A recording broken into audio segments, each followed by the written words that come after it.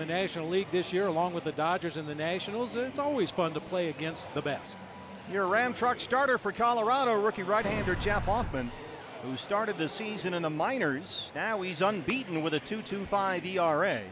Hoffman was the 9th overall pick in the draft only 3 years ago by Toronto, and was acquired by the Rockies in the Troy Tulowitzki trade. A little bit of a wake-up call at the end of spring training for Jeff Hoffman. Manager Bud Black called him into the office. Hoffman was the odds-on favorite to win a spot in this rotation, but just didn't pitch well enough in spring training to earn a roster spot. So Bud Black called him in and basically told him that you just didn't pitch good enough to make this team. Here's what you need to work on. And to his credit, Jeff Hoffman went down to AAA, worked on the things he needed to work on, and now he's a perfect 4-0 here at the major league level this year. Yeah, with a mid to upper 90s fastball and flashes at times of very good curveball.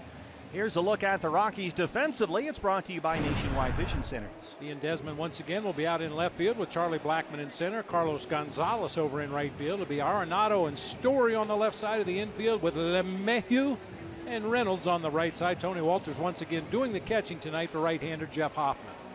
Behind the plate tonight for the umpires, it's Andy Fletcher. He'll have the balls and strikes. Alan Porter, hopefully he's ready to start this one, is the first base umpire. He was caught in between for a moment there last night. Ron Culpa at second. And the crew chief umpiring his 5,001st game tonight is Joe Estes III. Now to snap the mojo for these Rockies. Colorado's won 6 straight games. They are 14-4 in June, the most wins in the majors this month.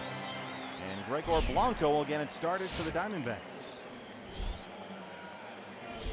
Blanco, 268, 2 home runs. 0 for 4 with a walk, couple of strikeouts from the leadoff spot last night.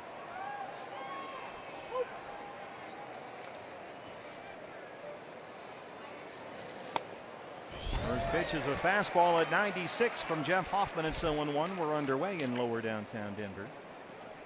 Blanco's 0 for last night, snapped a 7-game hit streak for him.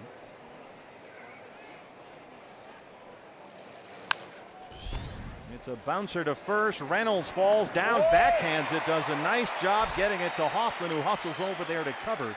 And that's the game's first out.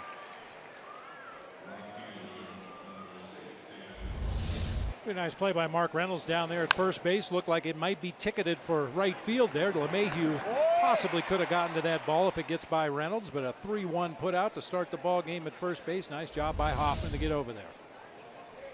David Peralta, red hot right now, batting second again tonight at .321 now with 7 home runs.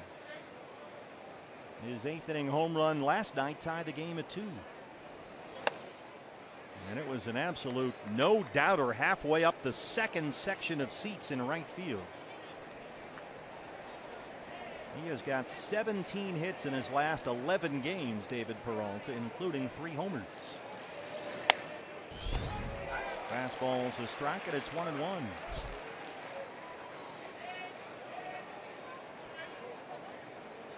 David's bat really heating up in June. Some other guys have stalled out a little bit offensively, and Peralta's helped picked up some of that slack. This is almost in the same spot. This time it's LeMahieu from second base. 2 ground ball outs for Hoffman. Almost exactly the same spot. I thought we were going to see the same play, but that time it got by Reynolds. LeMahieu right there to back it up. TJ LeMahieu's got a gold glove on the mantle. Yes, he does. Tell you, with LeMahieu at second and Arenado over there at third base, Story's a little bit of a wild card at shortstop. He'll make the occasional great play and then boot an easy one, but a solid infield defense for this Rockies team. Paul Goldschmidt. His 8th inning home run gave the Diamondbacks the lead last night. His 2nd homer in as many games after a home run Father's Day in Philadelphia. Goldie at .324, now 17 homers. 2nd in the majors at RBIs behind Jake Lamb, tied for 2nd in the big leagues with that OPS. This was Goldie last night. Peralta and Goldschmidt go back to back. This off Adam Ottavino, first pitch he saw. Talk about not allowing a guy to settle in on the mound. The very first delivery Ottavino threw to Paul Goldschmidt, he blasted it out of here to right field. Goldie has 4 home runs and 11 RBIs during what is now a 7-game hitting streak.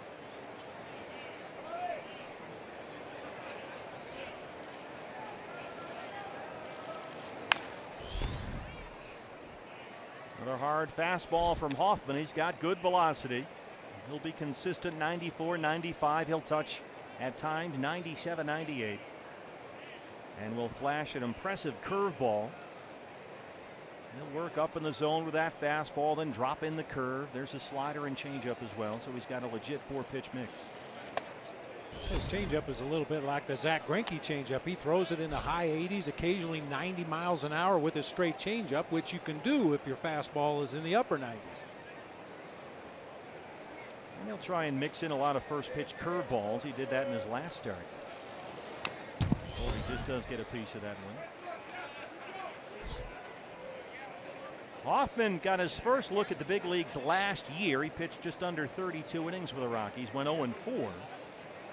And in 32 innings with Colorado this season, he's 4-0. And he's averaging more than 10 strikeouts for every 9 innings pitched. Jake Lamb would be next. Tough take by Goldie. Fastball just missed. It's full 3-2.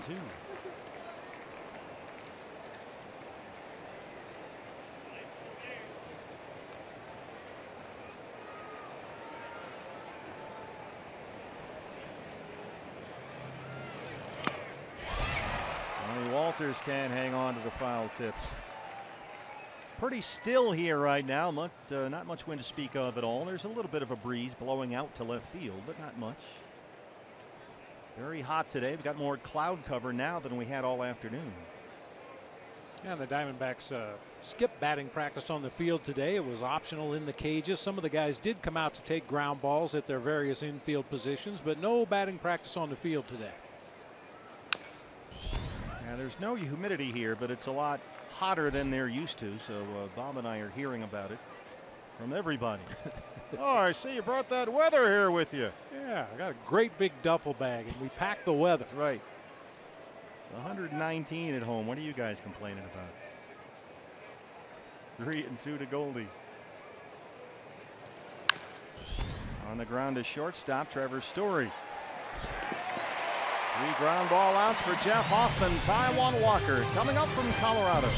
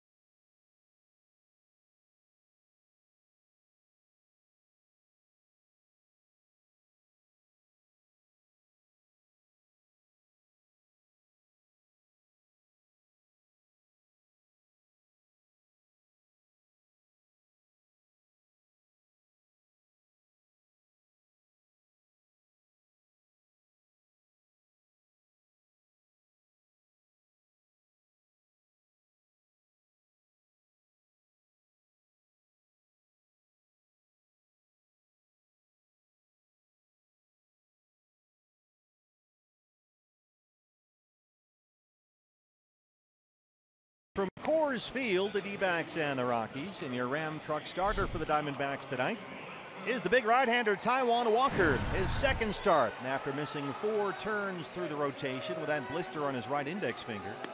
Taijuan 5-3 in 10 starts, a 3.32 ERA. Yeah, we mentioned his last start against the Tigers. His first start back off the disabled list, he was just as effective as he was before the blister, and it didn't hurt anything that the offense scored a couple runs in the first inning against the Tigers for Taijuan. Charlie Blackmon set to lead it off for the Rockies. This is the Colorado batting order, brought to you by your Valley Chevy dealer. Same way Bud Black lined him up last night. Blackman leading off in center field. LeMahieu at second base. Arenado at third.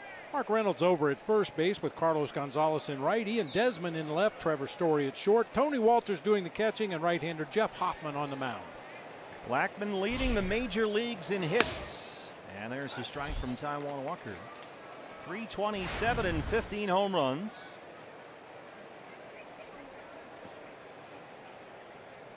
Blackman singled and scored a run last night. He struck out twice. It was his one-out single in the 8th that started that Rockies comeback against Zach Greinke. Charlie Blackman just looked a little out of sorts last night. Of course, Zach Greinke had a lot to do with that. He struck out his first 2 at-bats, hit an easy ground ball to second base in the 5th inning, and then even his base hit there in the 8th inning was just a little ground ball through the left side of the infield. Tardy swing on a fastball. You know, we had a chance to talk with Torrey about that for a while today before the game. That is rolled over the base and fair for Goldie. Take a look at the Diamondbacks defensively. It's brought to you by Nationwide Vision Centers. Outfield tonight will be Descalso in left, Blanco in center, Peralta over in right field. Third to first across the infield, we have Lamb, Ahmed, Drury, and Goldschmidt. Goldschmidt. He said hopefully. Yes. Chris Iannetta doing the catching tonight for right-hander Taijuan Walker. I don't even write Goldschmidt in my book. It takes up too much room. I just write Goldie. It's safer that way too, by the way. Take it from me. DJ LeMahieu, the second baseman. Well, we had a chance to talk for a while with Torrey about the decision last night, as it's come to be known now. And Bob, I told Torrey, you know, for us up here, Zach Greinke was in control, or as in control in that game last night as any game in which he's pitched this year. And so to send him back out there in the 8th inning as LeMahieu rolls that one into right field. You know, with the pitch count in the mid-80s, he had retired 10 straight batters going into that bottom of the 8th inning. That seemed like a no-brainer move for me. Yeah, I mean, if you want to really nitpick, you might wonder why didn't we have Archie Bradley, Andrew Chafin up in the bullpen as the inning began, just playing catch, just getting loose. And then if Zach starts to lose it in that 8th inning, you can pull the plug and go to the bullpen. But I agree 100% with you and Torrey. I mean, Zach was dealing. They weren't even making hard contact against him until that last inning. He was in complete control. He had retired 11 straight before Blackman's one-out single in that inning. And here is last night's hero, Nolan Arenado. Arenado, 302 and 15 home runs, right behind Jake Lamb and Goldie for the Major League RBI lead. And a pair of hits last night, including that 2-run triple in the 8th that proved to be the game-winning hit. Arenado leads the majors in extra base hits. Double play ball here, right to Ahmed. Drury for 1, and they roll it. Taijuan Walker gets a nice double play ball to get out of the first. No score in Denver.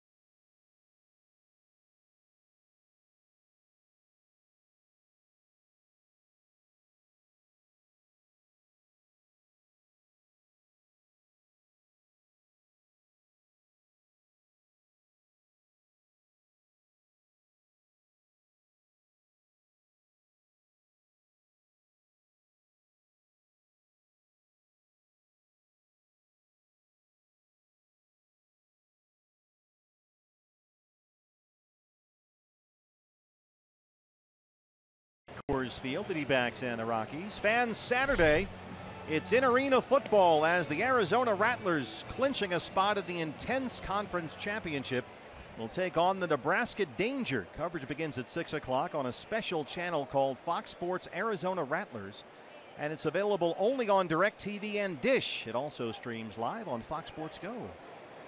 So check that out Saturday, the intense conference championship. The Nebraska Danger and the Arizona Rattlers. Jake Lamb always dangerous at the plate. See what I did there? Yep. They'll lead off the second against Jeff Hoffman. Hoffman 3 ground ball outs at a 1-2-3 first. Lamb 285, 16 home runs. Leading the majors with those 59 RBIs, 1 spot ahead of Goldie. That is belted into the right field corner. Gonzalez will play it off the wall. Jake takes the turn and he's in at second, standing up with his 14th double. So make it now a 7-game hitting streak for Jake Lamb. He's hit safely in every game in this road trip. Bang that one through the right side. LeMahieu and Reynolds have been making some nice plays over there early in the game. Neither one of them had a chance at this one. A rocket line drive down into that corner for a leadoff double. That was that Hoffman curveball. Now, if he's throwing it for strikes, he's usually pretty effective with that fastball curveball mix, but that curveball may be the key to him. If he's locating the fastball, you got to respect that, but the curveball is the difference maker for him, we're told. Here is Brandon Drury.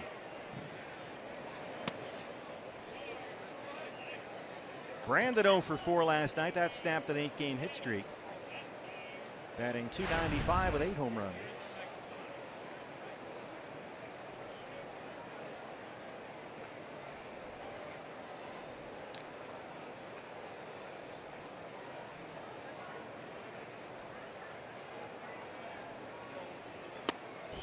I want to miss some chances. Diamondbacks had their best chance early in the game last night in that 4th inning. After Lamb singled and Owings singled, they had actually at that point 2nd and 3rd with 1 out, couldn't get a run across. Chance to get on the board early here with Lamb at 2nd and nobody out.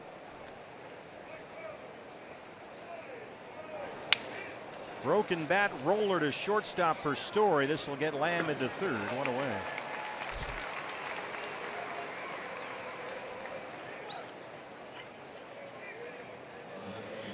Give Brandon Drury credit for a productive out there, moving Jake Lamb up 90 feet to 3rd base with only 1 out in the inning. I'm sure that's not what Brandon was hoping for right there, but take him where you get him. Get that guy on the plate, do it again next inning, and the inning after that, and the inning after that, and you're going to end up winning a lot of ball games. Infield comes in for Colorado. Lamb at 3rd, 1 down for the former Rocky Daniel Descalso. He singled in his start in left field last night.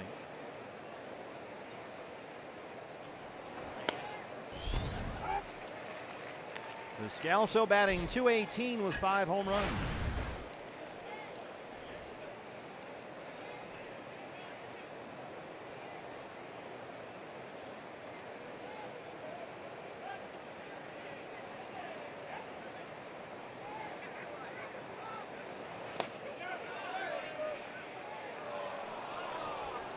Joe West says no, didn't go.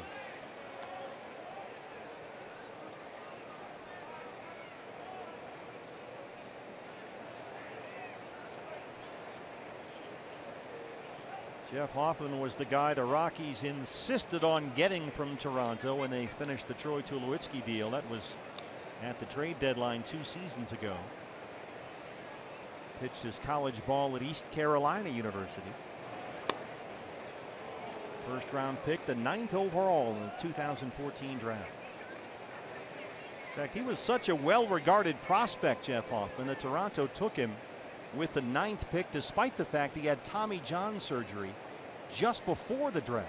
Blew out his elbow in his junior year at East Carolina, but his potential was considered so great that not even that could scare off the Blue Jays. And so far this year, he's really started to live up to that potential. 4-0 with a 2.25 ERA. Went to Shaker High School in Latham, New York. Played baseball and basketball there, and I'm sure fans know this already, but he was the New York Suburban Council Pitcher of the Year his senior year. Very prestigious award. Nibbling a bit here with Descalso, and Daniels ahead 3-1.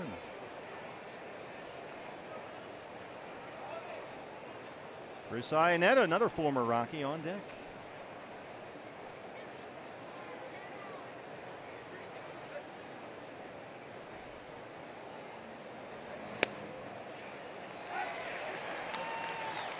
Goes off speed and gets a strike. It's full 3-2.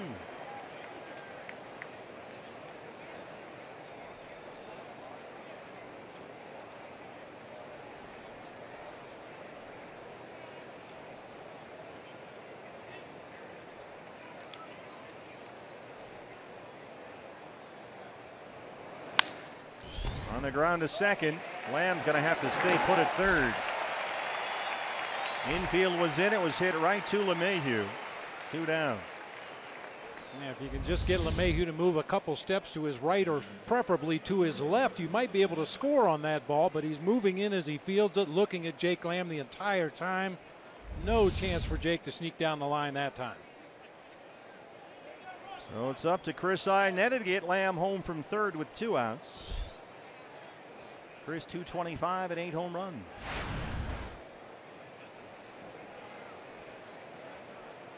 Infield backs up now for the Rockies. Fastball misses up. It's 1-0.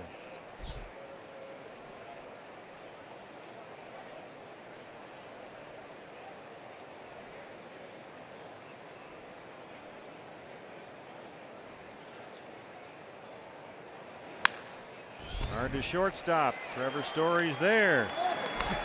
Diamondbacks get a leadoff double, and he ends up dying at third. Still no score in Colorado.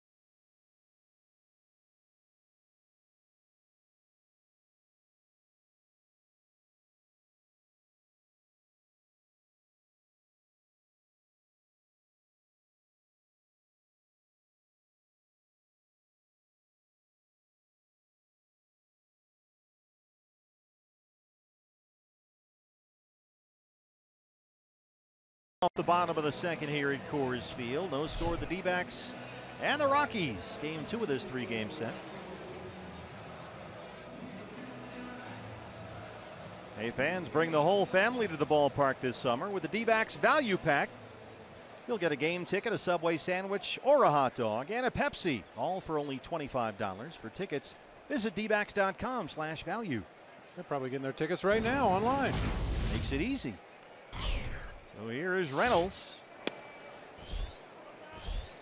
Only 4 players in baseball have more runs batted in. What a season he's had, Mark Reynolds.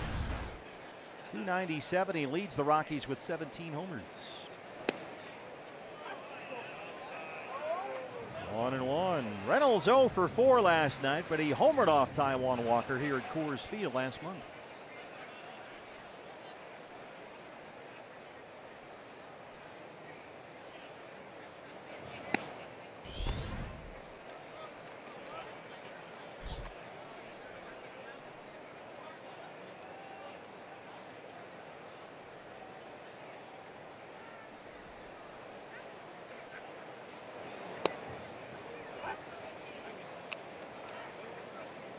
Taijuan, as we mentioned, won his previous start a week ago tonight at Detroit. His first start in nearly a month because of the blister problem. Went 5 innings in that start. Gave up only 1 run, struck out 6. That fastball just missed. Not good enough for Andy Fletcher. It's full 3-2. Not missing by much. He's been right around that outside corner this entire at bat. Trying to stay away from the power of Mark Reynolds. Of course, as we mentioned last night, this is a good landing spot for Mark Reynolds because he's got power to any part of this park. Lifted in the air, deep right center field, long run for Blanco, and that ball is gone. Mark Reynolds is 18th. That just kept on carrying and carrying into the bullpen out there.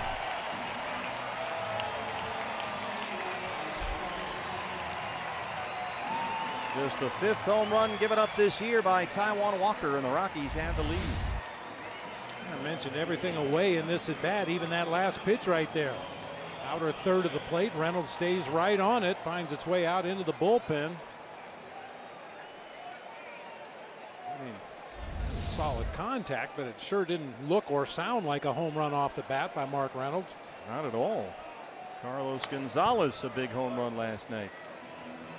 420 feet for Reynolds, number 18 on the year.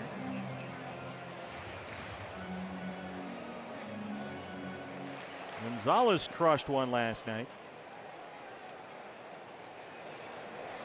Long home run off Zach Greinke to dead center field. That one came with 1 out in the 4th. 224, his 6th home run of the year.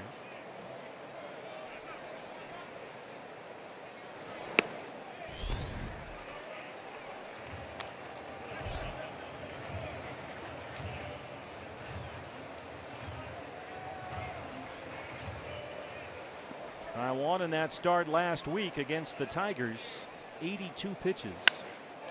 And this one is hit hard through the shift and into right center. Gonzalez, as this one gets all the way to the wall, will cruise into second with his 13th double.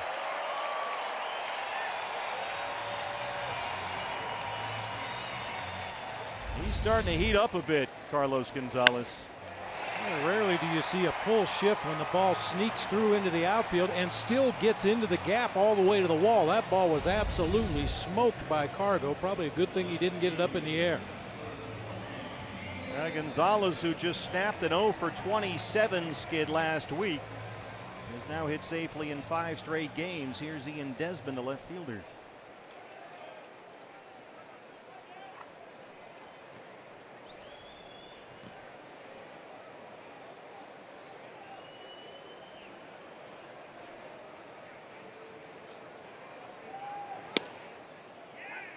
Fastball is strike 1.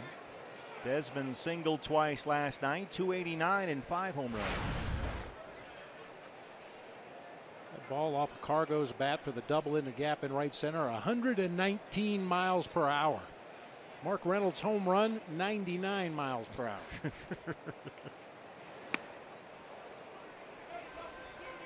Desmond late on that when he's down 0-2. Desmond leading the major leagues, a .425 batting average with runners in scoring position. He's got Cargo at second and nobody out.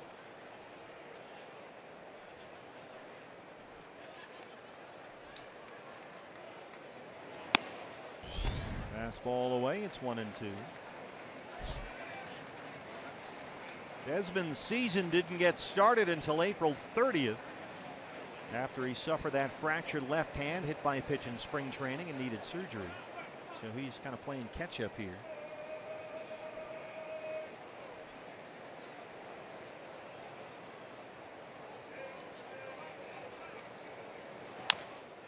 There's a little tapper back to the mound. They'll look Cargo back to second, and that's the first out here in the second.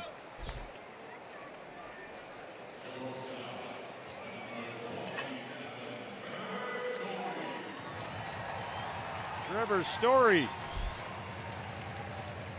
He had a couple of singles last night. Story has had 2 hits in each of his last 3 games. Now with 234 on the year with 10 homers.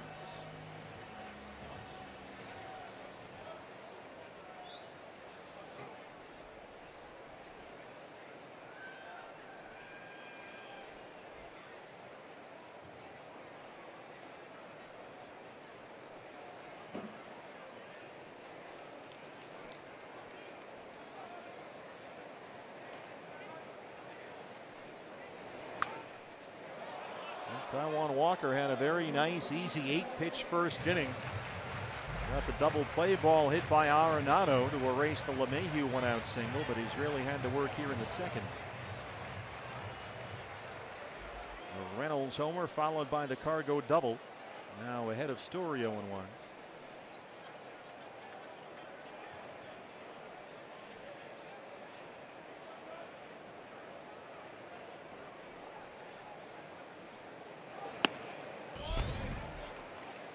Fastball missed. It's 1 ball and 1 strike. Mentioned that Taijuan's pitch count last week at Detroit was 82 pitches. Torey Lovullo doesn't expect any issues in letting that pitch count sort of naturally progress tonight.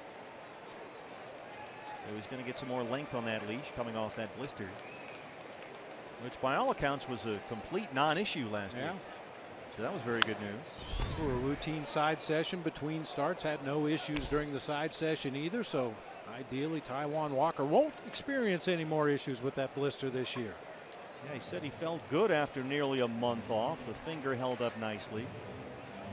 He admitted, though, he was a little nervous before that start in Detroit. Even warming up, he had some butterflies, but then felt a lot more comfortable after the first inning.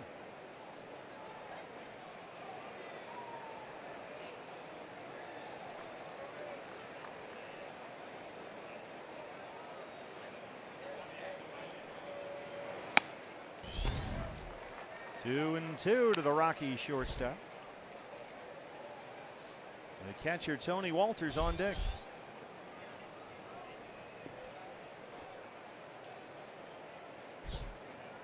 It appears, at least in the early going, Taijuan really making an effort to keep that fastball down in the zone.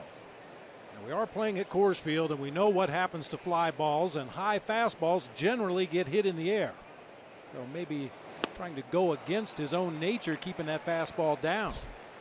Stayed away from the fastball that time and gets his first strikeout.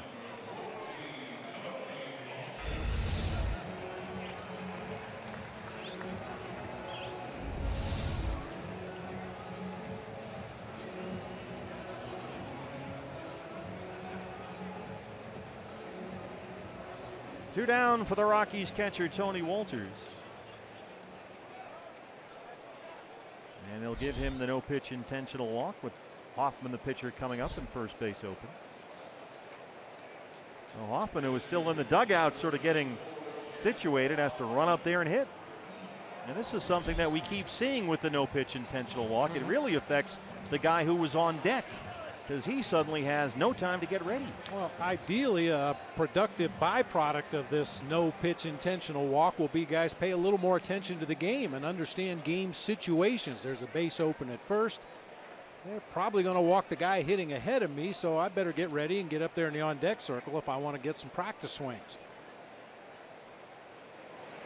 So it's Gonzalez at second, Walters at first. Here's the pitcher, Hoffman.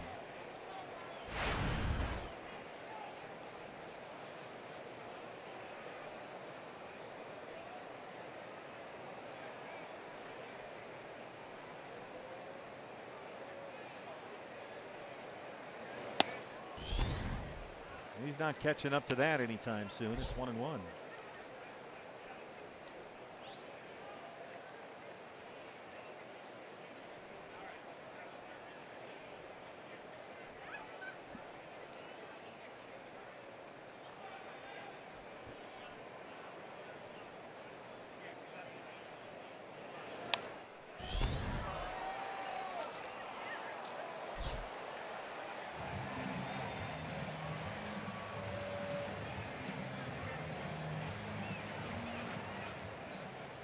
Well, this inning was shaping up to look like trouble, but if Taijuan can strand these two and keep it just 1-0, you'll certainly take that at this point after the home run and double led off the inning.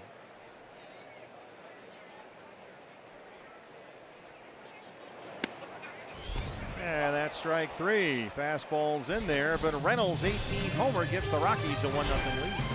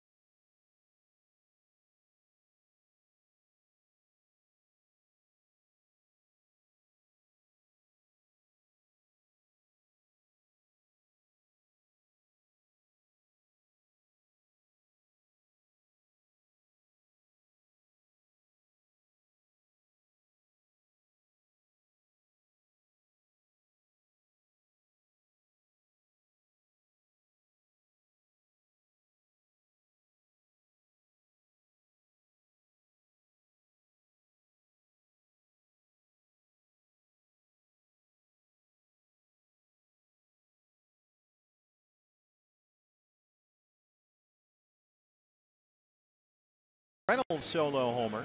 Time now for the unlimited baseball break. It's presented by T-Mobile as we get set to start the third here at Coors Field. How about Max Scherzer? You watch any of this game today? I saw a little bit of it, yeah. He had a no-hitter going and then ended up losing the game.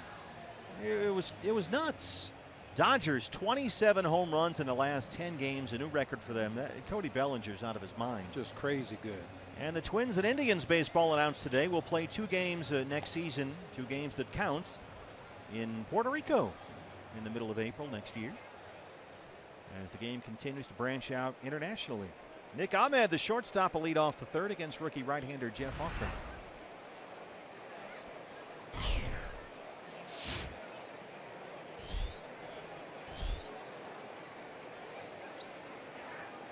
Nick hitting .262 with 5 home runs. Day off today, a planned day off today for Chris Owings. So it's Peralta in right field and Ahmed at shortstop.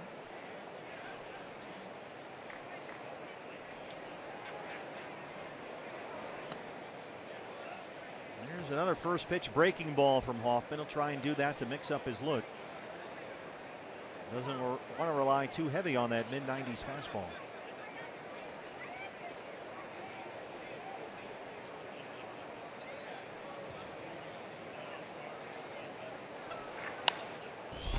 This is popped up very short right.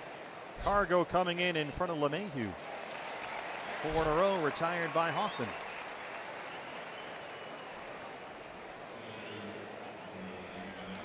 That'll bring up Taijuan Walker.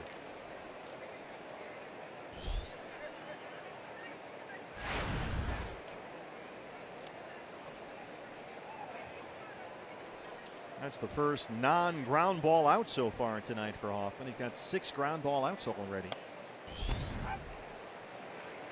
He was optioned to AAA Albuquerque with just about a week left in spring training because they felt at that time that he wasn't quite there. He needed a little more refinement, better overall command of some of his pitches, especially with that fastball location. But he's been very good here this year. Quickly 2 down.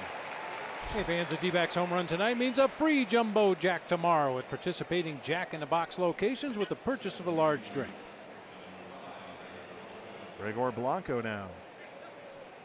Rockies have always considered Hoffman's slider and curveball to be very good pitches. Outstanding at times, in fact. They weren't going to deny the stuff, but they wanted him to work on getting some consistency and making sure that those pitches were in good spots when they were supposed to be. And he's certainly done that since he's come up from AAA.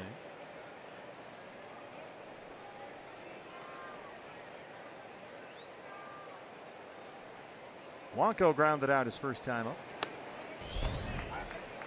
Hoffman throwing strikes. It's 0-1.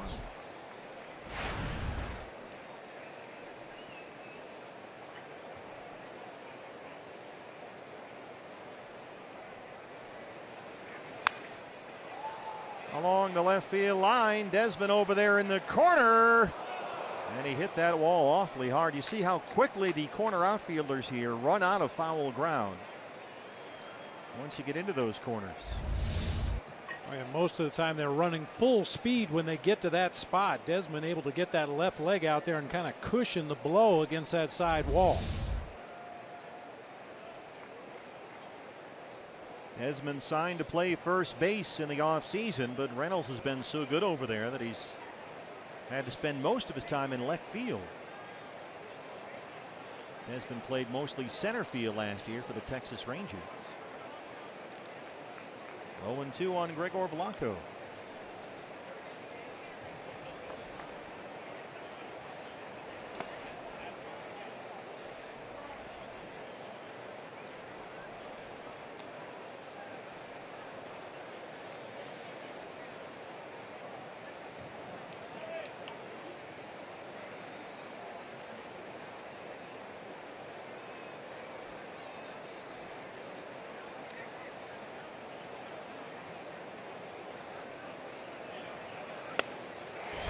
Hoffman strikes him out with a 95-mile-an-hour fastball. He has set down 6 in a row. It's 1-0 Rockies.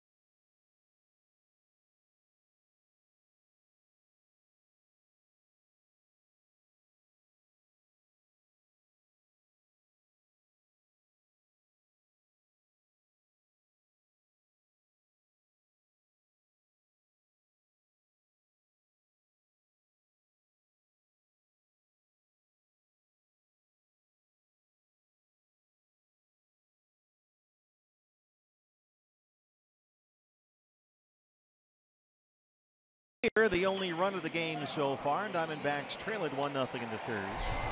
Hey fans, the can't miss event of the summer is coming to South Beach as baseball's biggest stars take the field for the MLB All-Star Game. That's coming up July 11th from Marlins Park in Miami, only on Fox. Charlie Blackmon will probably be there the way he's going this year. There's a little flare along the left field line, and it drops into foul territory.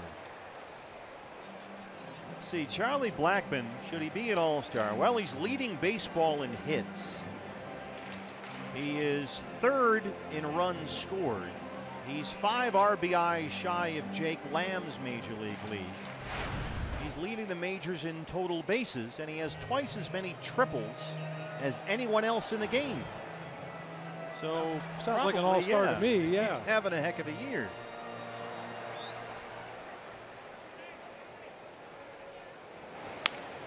Hard to second. Brandon Drury collects it, spins, and throws it out. 1 away.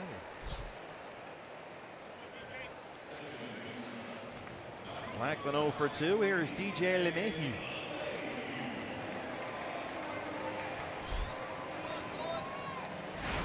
LeMahieu singled in to right his first time up.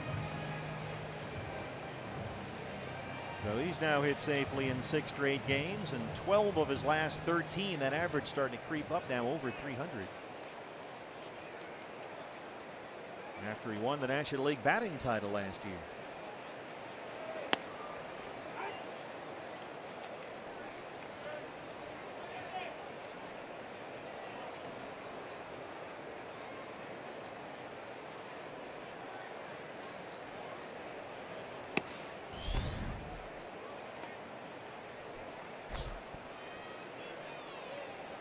Taijuan Walker coming off a 23-pitch second inning. Reynolds homer to lead it off, then Gonzalez doubled. And he was able to strand 2 to get out of that second inning with only 1 run.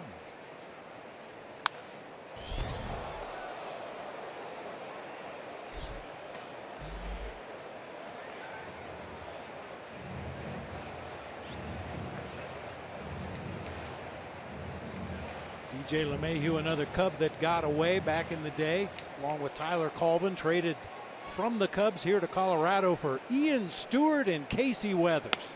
That didn't work out so much. Chases a high fastball from Walker, who gets his 3rd strikeout.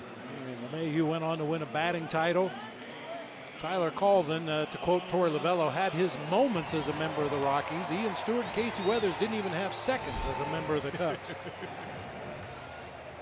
Arenado hit into a double play to end the first. Taijuan Walker, as we just saw against LeMahieu, he's had a lot of success getting right-hand hitters to chase pitches out of the zone lately, way more than league average. And so if Arenado continues with what for him lately has been a very aggressive approach again, Taijuan may be a difficult matchup for him. Walker has really shown a knack for getting right-handers to start hacking, especially at that fastball. But so far, Arenado's up 2-0.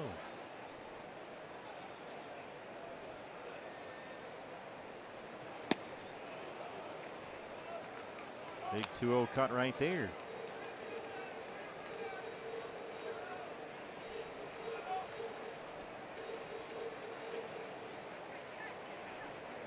.40 pitches for Taijuan, 25 for strikes. Right back at you. So a nice quick 1-2-3 third for Taijuan Walker. We'll head to the 4th. Diamondbacks trail the Rockies 1-0.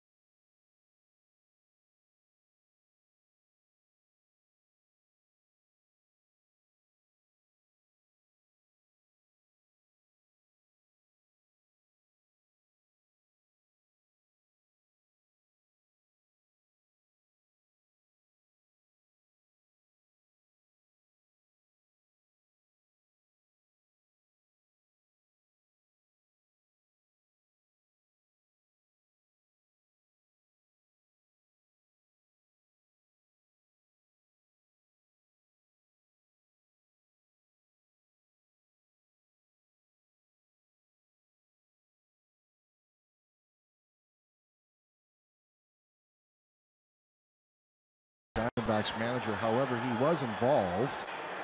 Bob, I'll just let you take it from here. I just wanted to very neatly cover up home plate as best I could. There wasn't a lot of loose dirt there that night. Just watch the wave here by Joe. If we hold the shot long enough. Joe, just give you, there you go. Yeah, see that? Just go away. But it wasn't an actual Joe West ejection. Right. So, Exactly. Did you get tossed before the game even started? no, that was mid-game. Oh, all right. It looked like you were changing the lineup card or something. Well, I think Gonzo got tossed, so we were trying to figure out who was going to take his place. And while I was trying to explain to the home plate umpire what had happened, he threw me out. And then Joe had to get involved, and you clearly saw Joe had his hands on Luis Gonzalez. That's a no-no. I don't care if you've umpired 5 million games. You don't touch the players. Peralta's got a base hit to lead off the 4th. So you were completely justified and in the right. 13 years backing my players, you know. It ends a stretch of 6 in a row retired by Hoffman. There is the Cowboy working third base tonight. Game number 5001. We heard from him on the pregame show. He did talk yesterday. Obviously rare to hear from him on umpiring. Bob, I was thinking of you because he played the umpires are people too card. Are they though? Come on. Well, that's part of the problem. They are humans, and this game moves so quickly, and the guys are so much bigger, so much faster, so much stronger. Everybody throws 99 miles an hour now. It's too much to ask a human to do. Interesting. He said they're the third team on the field. I don't know if you've heard that line before, though, Steve. I think that's true. They're a team. I mean, these guys never have a home game. Think about that. I mean, they rotate different guys in and out now, and you've got some sort of part-time call-up umpires who, when guys take vacation weeks here and there. But yeah, these guys are a team all season long without a home game.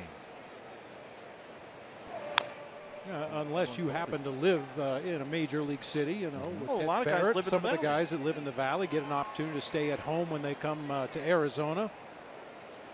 I'm a human element guy. I don't mind when they miss one. It's okay.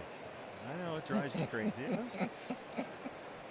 Yeah, like I've answered you before. That's because you've never had one of these guys cost you a ball game. And I think that's exactly correct, because for you, it was about competition and jobs and money and winning and losing. That's a whole different thing. No question. I received a communique. Oh, did you? While we were. Send a raven?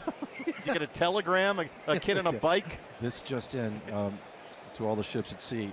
While we were talking about Joe on the pregame show, I'm not going to name the player that sent the communiques in the Hall of Fame, but he said, saying communique. he said, I'm glad you didn't ask me about Joe West. So, there you go, right?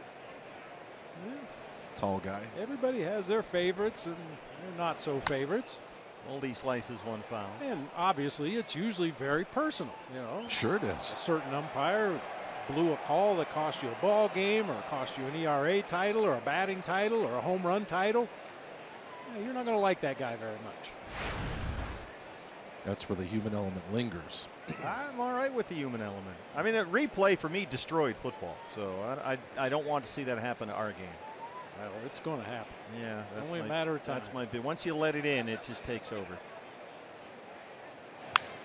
Goldie belts one to right center. Cargo will have to play it off the wall. Let's see how fast the freight train can run. He's going to stop at third. It's a double for Goldie, his 19th of the year. And the Diamondbacks, to open up this fourth inning, have second and third, nobody out. There haven't been a lot of promising innings recently for the Diamondbacks offensively, but this certainly looks like the beginning of one. The leadoff single, and then Goldie with a rocket to the gap in right center. I initially thought Cargo might have given up on that ball a little bit soon, but he plays this right field as obviously as well as anybody in the game. He knows when to back off the wall and play the carom, when to go all the way to the wall and make the catch. So Goldie now with an 8-game hitting streak. And here is the Major League RBI leader, Jake Lamb. He doubled his first time up tonight.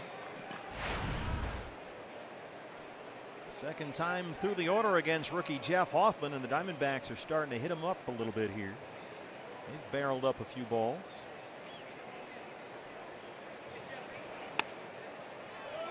There's another first pitch breaking ball. He doesn't want to be too predictable with that fastball.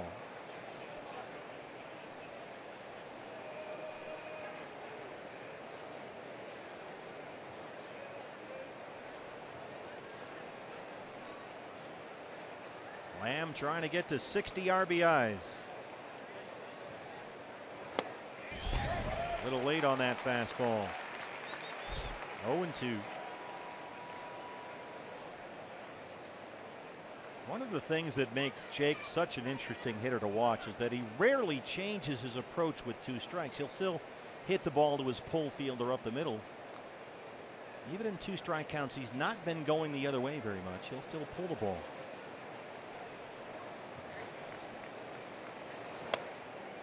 And he rarely ever swings at a fastball up like that. His plate discipline has just improved by so much here over the course of this year. Seeing a lot of pitches, more and more selective up there. He's seeing an average of more than 5 pitches every plate appearance on this road trip, and that's just about the most in baseball.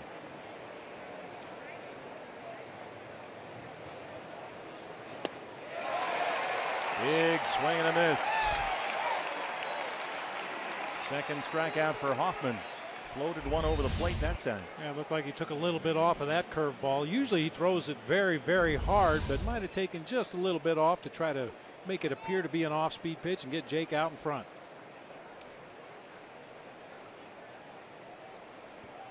Well, Lamb had the double to lead off the second and was left stranded at third. And the Diamondbacks just cannot waste another opportunity here. Second and third, nobody out. Brandon Drury, the hitter now. Now the sun has started peeking out from behind the clouds in the left field corner, so we've got that issue with the first baseman now. A lot of cloud cover this afternoon after a sunny day here, but just during that last at bat, the sun is peeking through. And Mark Reynolds went to the bench to get his sunglasses and then stood on first base and looked toward the left side of the infield and indicated to Trevor Story and Nolan Arenado, keep your throws down. He put his glove down below waist level. And again, Hoffman stays away from a first pitch fastball. That's worked for him so far. You can see the sun and shadow mix now. And you can see the shadows of the players themselves. Any throw from that left side of the infield, third base, the hole between third and short, really going to be some sun issues for the first baseman.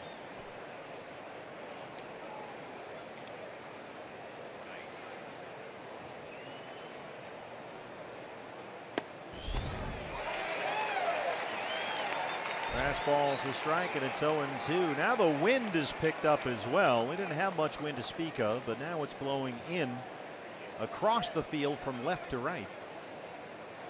Sort of the same way it was blowing late last night when David Peralta hit that home run to right field.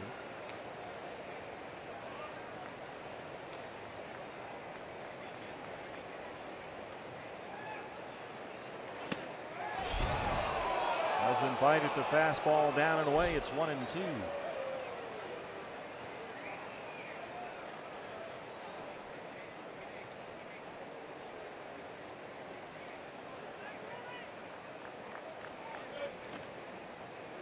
Hoffman's been very good at keeping the ball on the ground. He's already got 7 ground ball outs today.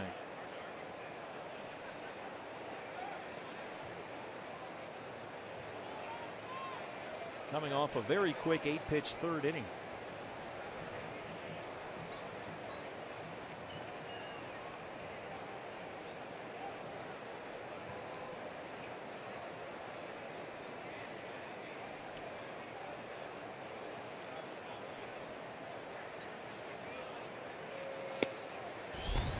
Fastball away, missed again. It's 2-2.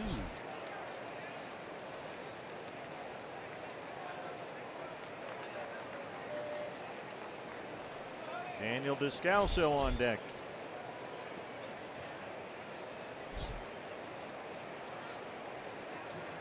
Peralta, the runner at third. Goldie at second, 1 out. 2-2 on Brandon Drury. Oh, that's a good take by Drury right there. And he's worked it full 3-2.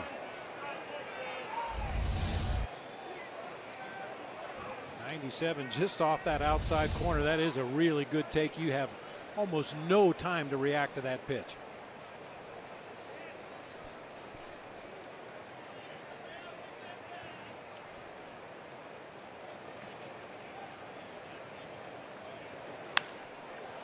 Base hit. It's in the left center field gap. This will score 2. Peralta's home. Goldie right behind. It's a 2-run double for Brandon Drury. His 19th of the year, and it's 2-1 Diamondbacks. What an at-bat. Tremendous. It was already a good at-bat to run the count to full. He made it a great at-bat by driving home 2 with this ringing double to the gap in left center. Looked like a breaking ball up and out over the plate to Brandon. Rips it through that left side. Watch Desmond's throw back to the infield here. Just kind of a spinning, twisting, off balance, nothing throw. Allowed Brandon to move into scoring position himself. A single and a pair of doubles in this Diamondback 4th. Here's Descalso, who grounded out his first time up. And there's another run out there now, standing in scoring position, the person of Drury.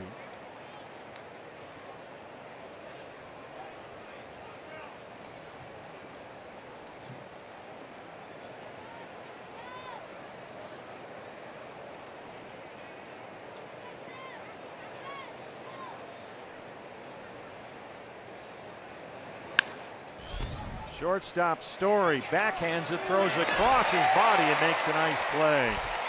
Trevor Story, 2 outs. Trevor Story filling the shoes of Troy Tulowitzki out there at shortstop. Very similar in style defensively. Doesn't really like to plant his feet. He's more than happy to throw on the move, and usually very accurate with that throw on the move. Now 8 ground ball outs for Hoffman. 2 down for Chris Iannetta, who grounded out to end the second his first time.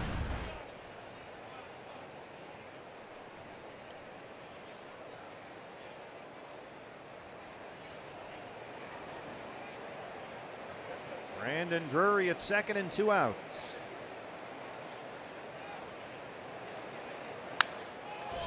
Right center field gap. That's going to get to the wall. Drury coming home. Iannetta takes the turn. He's digging for second, and he's in there with an RBI double. 3-1 Diamondbacks. 3 doubles in this 4th inning for the D-backs. That's good to see that extra base power. Gapping it to right center field this time to drive home Brandon Drury.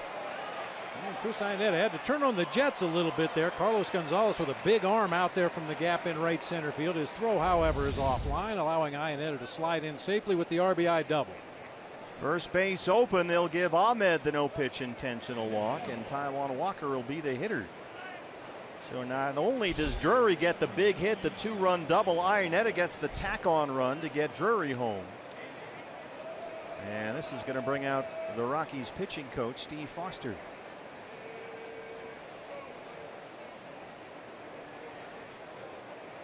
Boy, Chris Iannetta counting this game tonight.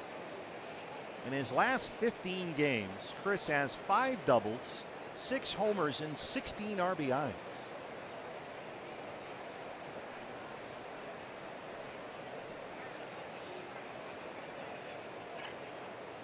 So he makes it 3-1 D-backs, and now Taijuan is up there. 2 on and 2 out, and 3 runs home.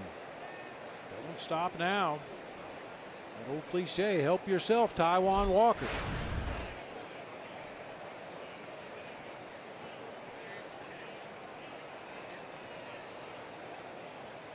Diamondbacks already with 3 runs on 5 hits.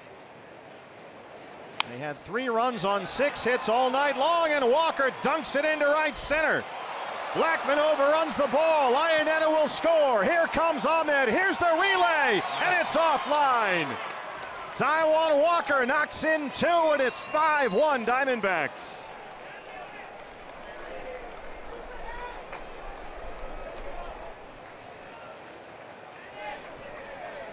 How about that? That's outstanding.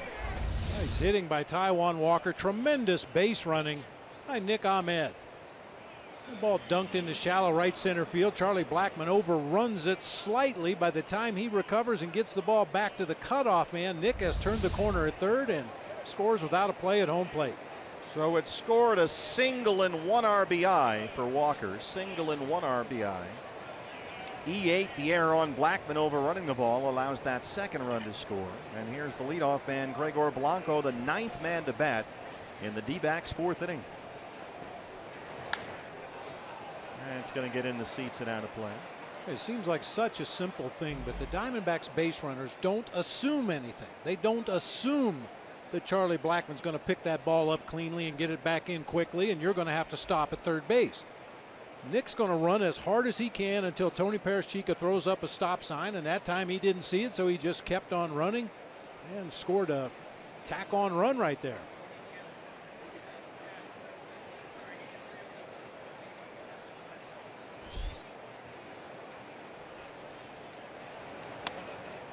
One and one on Blanco, who has grounded out and struck out. He's 0 for 2.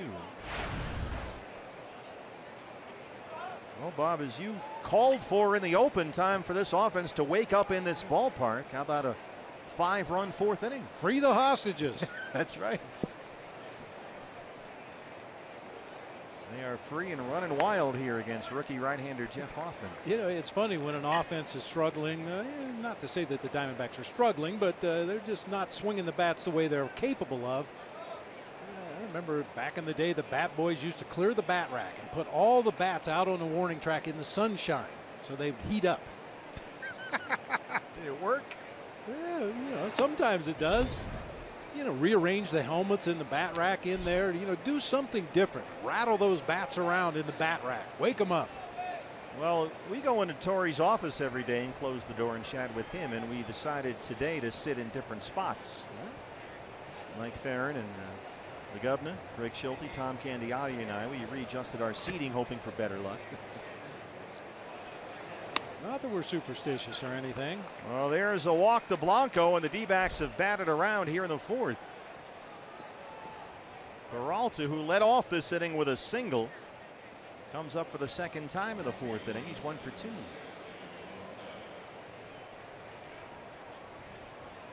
Bullpen is going to get busy for Colorado.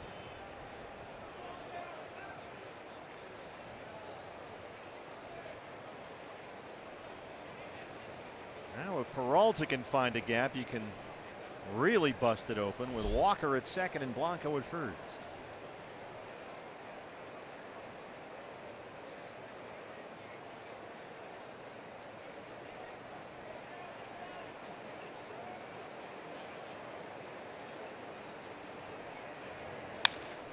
He dunks it into left field. Here comes Taiwan.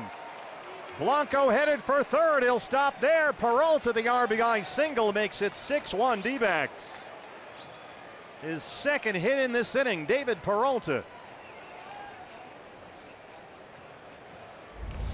Shock and awe is back. David Peralta takes a fastball outside off the corner and lines it into the gap in left center field. Had to be a well-placed single to score Taiwan Walker from second base. And that's exactly what it was. David on first base. The runner moves around to third. Gregor Blanco. The inning is still going here for Goldie. 11th man to bat in the 4th inning is Paul Goldschmidt, who doubled and scored in his first at bat here in the 4th. He's 1 for 2 tonight.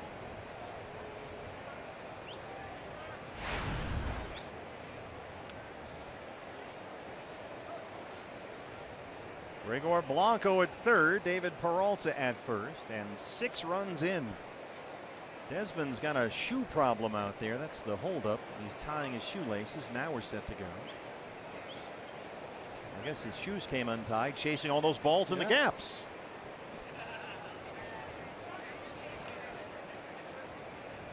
With that setting sun, you want to throw over there to first. Be my guest. It is awfully bright down there in the eyes of Mark Reynolds. That's what he's looking into, trying to take the throw from the pitcher's mound.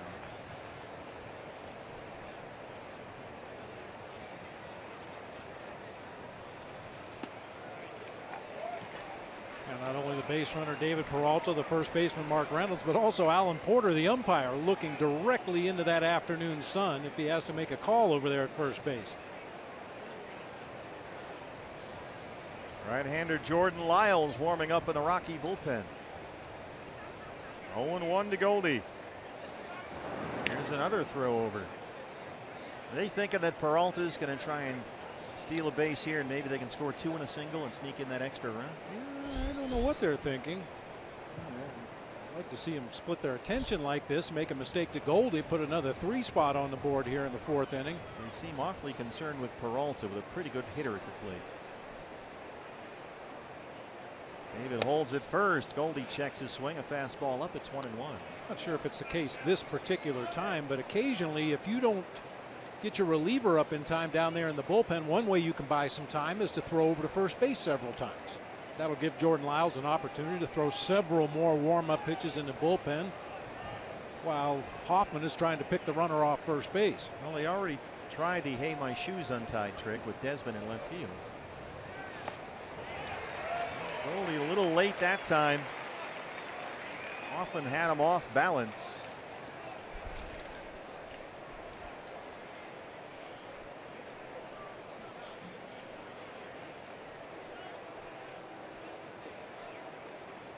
The 11th man to bat in the Diamondback 4th inning.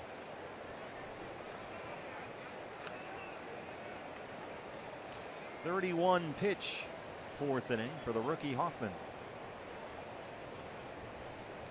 There's another throw over.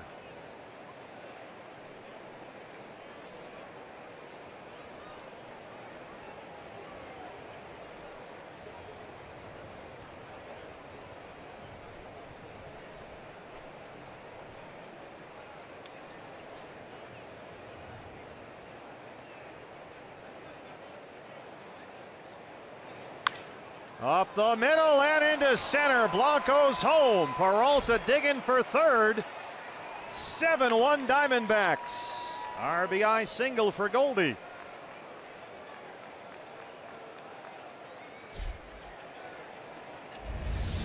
Boy, hitting coaches love this kind of a rally. Base hit, first to third. Base hit, first to third. Base hit, first to third. Let's keep the pressure on that defense. Bud Black on his way out to the mound. He's seen enough from the youngster Jeff Hoffman for tonight. A 7-run Diamondbacks 4th, and it's still going. Back from Coors after this.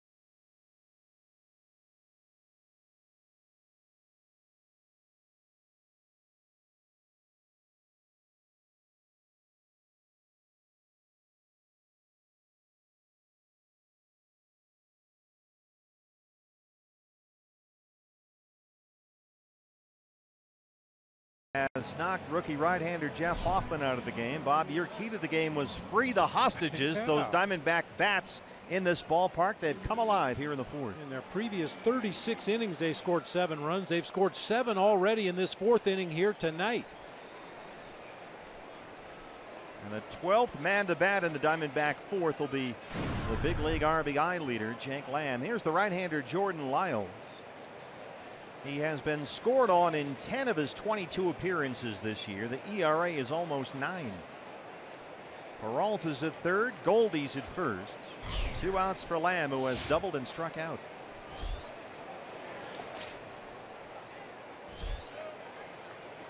Diamondbacks in the entire ball game last night scored 3 runs on 6 hits. They've scored 7 runs in this 4th inning.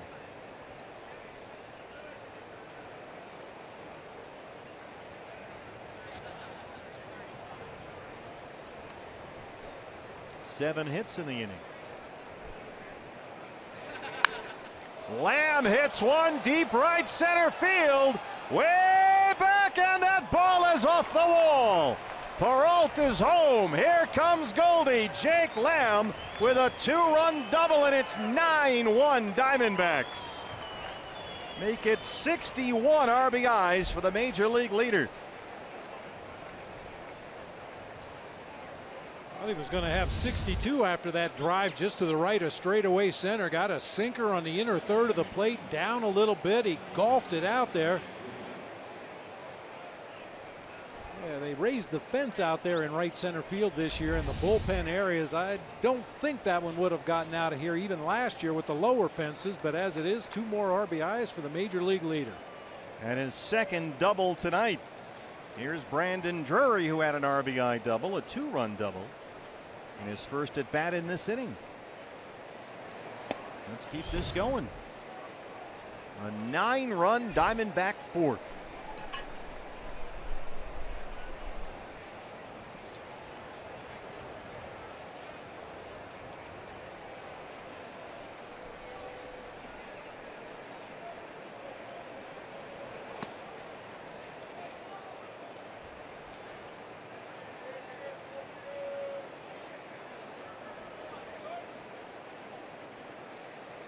Peralta, 2 singles, 2 runs scored, an RBI in this inning. Goldie, a double, a single, 2 runs scored, and an RBI in this inning. Lamb has a 2-run double in this inning. Drury, a 2-run double in this inning. Iannetta, an RBI double in this inning. And Taijuan Walker, an RBI single in this inning. Spread the wealth. I love it. And one thing the Diamondbacks know from past experience in this ballpark, no lead is safe. Keep adding on. And the other part of that equation in this 4th inning, they've scored 7 runs with 2 outs. 2-2 on Drury. The 13th man to bat in the Diamondback 4th.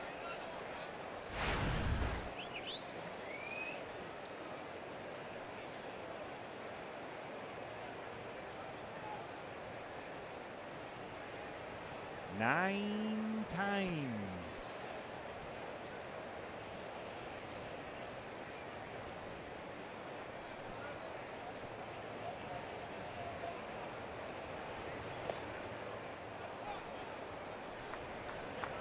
Full count, 3-2. You may remember Jordan Lyles was the pitcher back on April 30th at Chase Field when the Diamondbacks and Rockies were playing an extra innings that gave up the walk-off homer to Daniel Descalso. When Descalso hit a walk-off, it went into the pool at Chase Field. Lyles was the pitcher.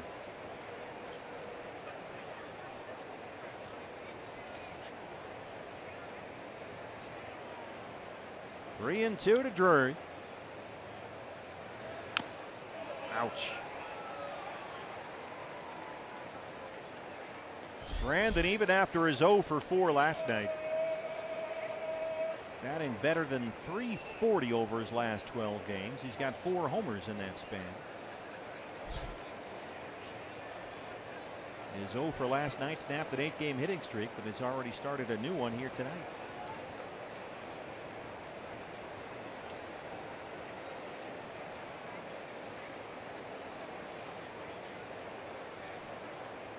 Here it is on 3 and 2. Up the middle, another base hit and another RBI in this 4th inning that just keeps on going. A 10-run Diamondback 4th.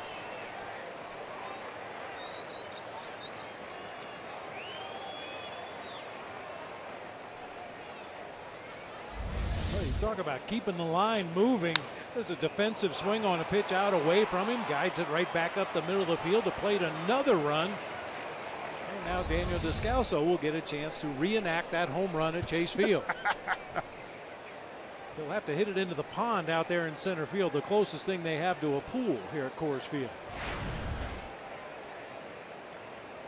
Yeah, you don't want to be the guy that makes 2 of the outs in the inning, do you? So we flash back to Chase Field. Set the Wayback Machine to April 30th, and there it goes. Descalso off Jordan Lyles, and it's in the pool. A walk-off winner.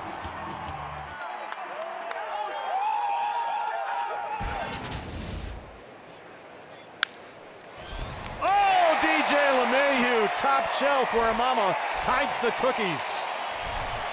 But the Diamondbacks put up 10 runs in the 4th inning. Last night now seems a distant memory. 10-1 D-backs, bottom 4 coming up.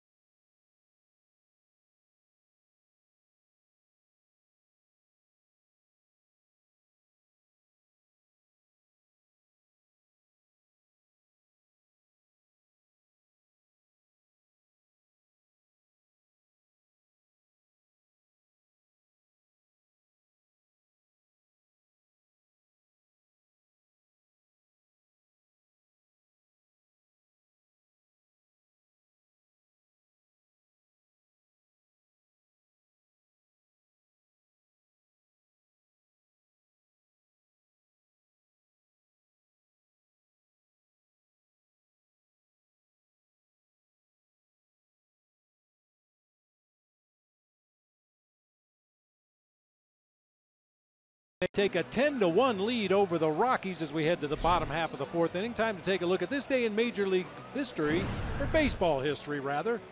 Brought to you by Geico. During the New York Penn League game between New Jersey and Staten Island, a fan gets ejected for disorderly conduct. Now, not just disorderly conduct, the woman climbed over the fence and ran onto the field to argue an umpire's call, and she happened to be at the game with her 8-year-old's brownie treat. Come on, Mom. That's one of your favorites. I go to that one every year. Reynolds shoots one the other way toward the corner. Oh, here we go again. Welcome to Coors Field.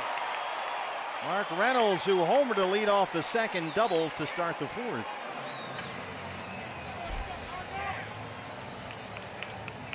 So Reynolds 2 for 2.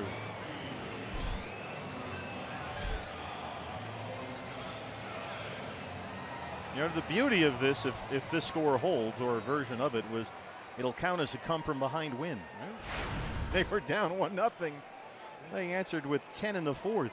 Yeah, the Diamondbacks have 24 or 25 come from behind wins this year. And then sometimes it's a 1-run deficit early in the game that they come back from, but many times it's been a bigger deficit later in the game.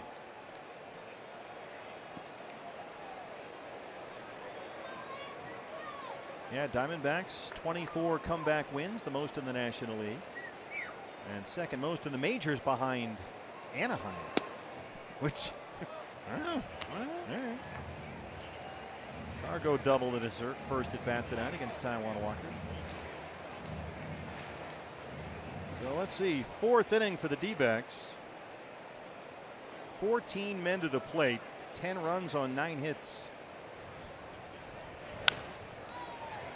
Into the shift, Goldie in front of Drury, has to hustle. Cargo running that one out nicely. They get Reynolds into 3rd.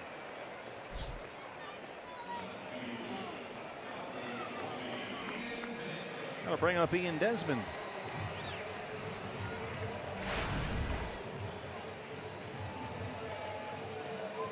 Boy, Obviously, an outburst like that will completely change your attitude out there on the mound if you're Taijuan Walker.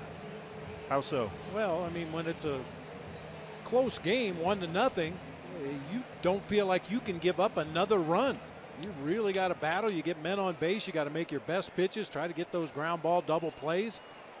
But you get a 9-run lead in the ball game. A little more aggressive in the strike zone. Try to avoid the walks. Try to avoid pitches that could possibly get hit in the air to the outfield. Just keep the ball down. Pound that strike zone. Now that's a philosophy that I believe back in the day was known as pitching to the score. Yeah, and some guys agree with it. Some guys don't agree with it. I know Jack Morris was a big fan of pitching to the scoreboard. And he got hammered by all the sabermetric people out there for it. But it certainly makes sense. You're not going to pitch the same way 1-0 as you would 10-1.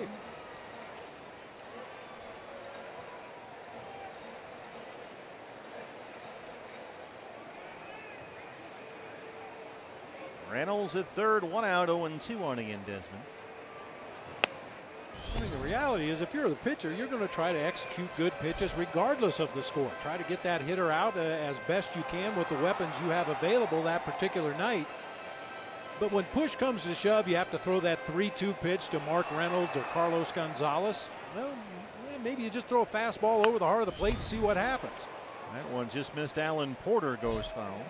But in a 1-run game against a home run hitter, you might be more tempted to throw a slider in a 3-2 count or spot a fastball off the outside corner, hope to get a swing and a miss. With a big lead, you're going to go right after it. Well, no lead is big enough in this yard. It's true. We've certainly been around that block a few times.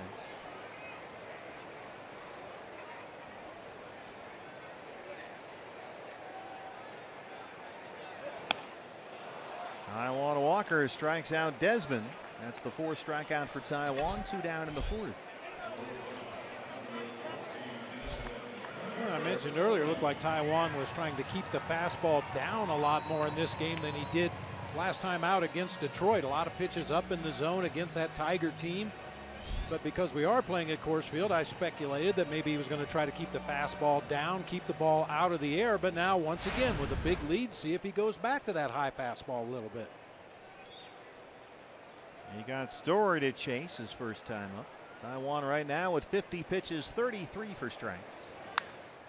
First pitch swinging, pops it up behind first. Peralta coming in, Drury drifting out there. And David's got it, so Taijuan strands the leadoff double. It's 10-1 Diamondbacks.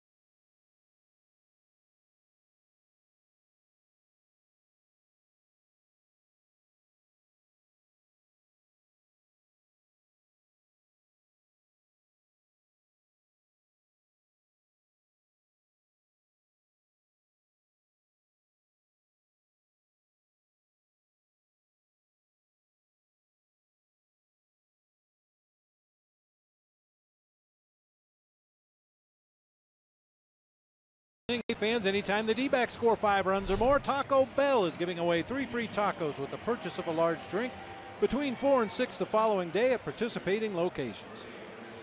Well, if you're just joining us, you missed a historic Diamondback inning.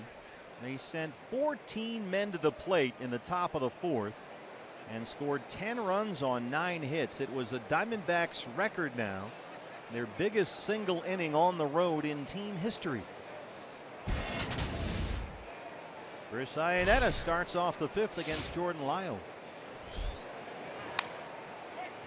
A little squib shot is going to, unfortunately for Chris, stay fair, and that's the first out. Iannetta had an RBI double and scored a run in that 10-run fourth. Here's Nick Ahmed.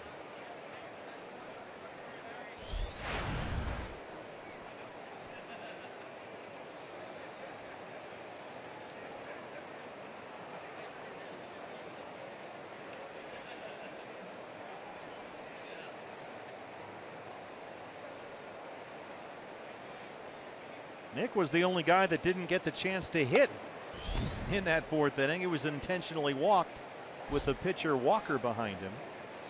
And Taiwan stepped up and dropped one into right center for 2 runs. And Ahmed would later score in the inning.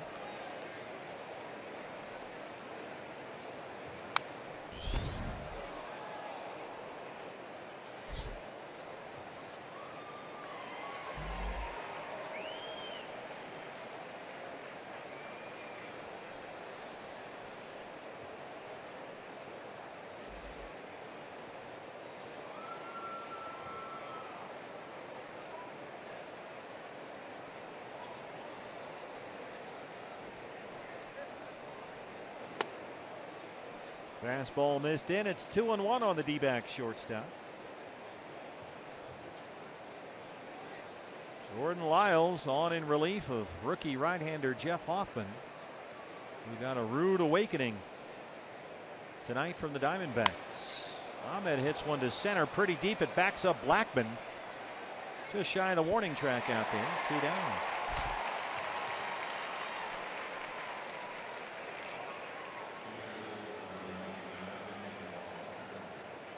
Jeff Hoffman was cruising along through a very productive rookie season, 4-0 with a 2.25 ERA. And in 3 2/3 innings tonight, he gave up 9 earned runs on 8 hits. Ouch. He's right. There goes that 2.25 ERA. The pitcher, Taiwan Walker. Yeah, Hoffman is going to end up with Coors Field splits. He's 3-0 with a 1.33 ERA on the road. Before tonight, he was 1-0 with a 3.86 here at Coors Field, but it's going to blow up a little bit. Well, you were talking about this, Bob, for a while last night. They want guys here, pitchers, who don't let these types of games or innings bother them, because they're going to happen. There's a little roller to LeMahieu at second, and Lyles works after that long 4th, a 1-2-3 5th. Diamondbacks in Colorado leading the Rockies 10-1.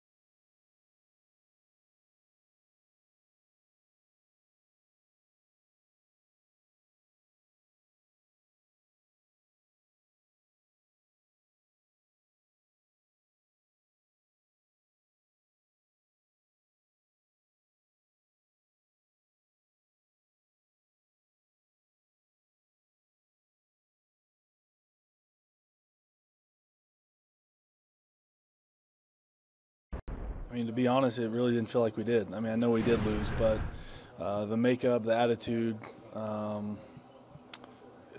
mean, it's just a game. You know what I mean? I understand this is a big series, but it's June. One-run baseball game here in Colorado. You know, it wasn't a shootout.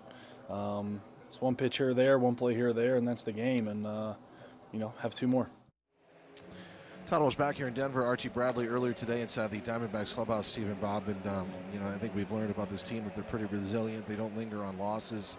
That's what they were saying about last night. But I do know there was a great sense of frustration about being 0 for 5 with runners in scoring position, kicking the ball around a little bit, and being sloppy early on in that game. And I think there may have been a message delivered to the guys that were starting this game tonight. You know what? Go play your game. Be who you are, and be true to who you are, and let the chips fall where they may. So I'm going to kind of track that story into the postgame, into the room as this night progresses. Tony Walters, the catcher, leads off the 5th inning. A lot of national attention being given the Diamondbacks coming into this series. You know, you turn on MLB Network and they're talking about the Diamondbacks, first time in a while that's happened. And lots of other places as well.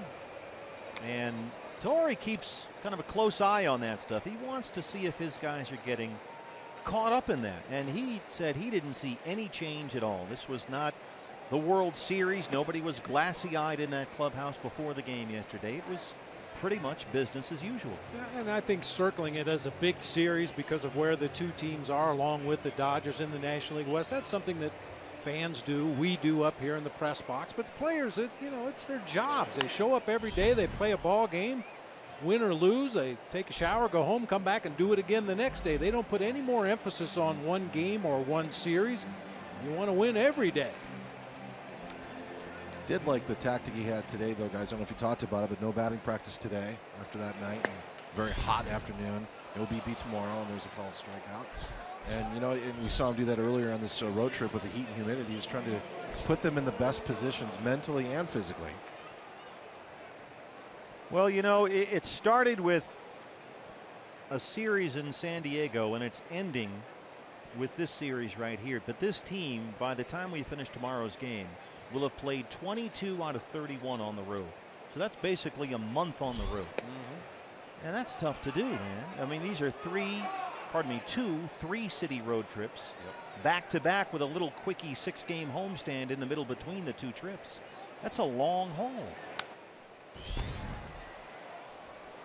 And so you're going to have, I'm guessing, Bob, games where, you know, might throw the ball away or make a bad play, or the offense isn't quite there one night. 22 out of 31 in the road, man, that's a grind.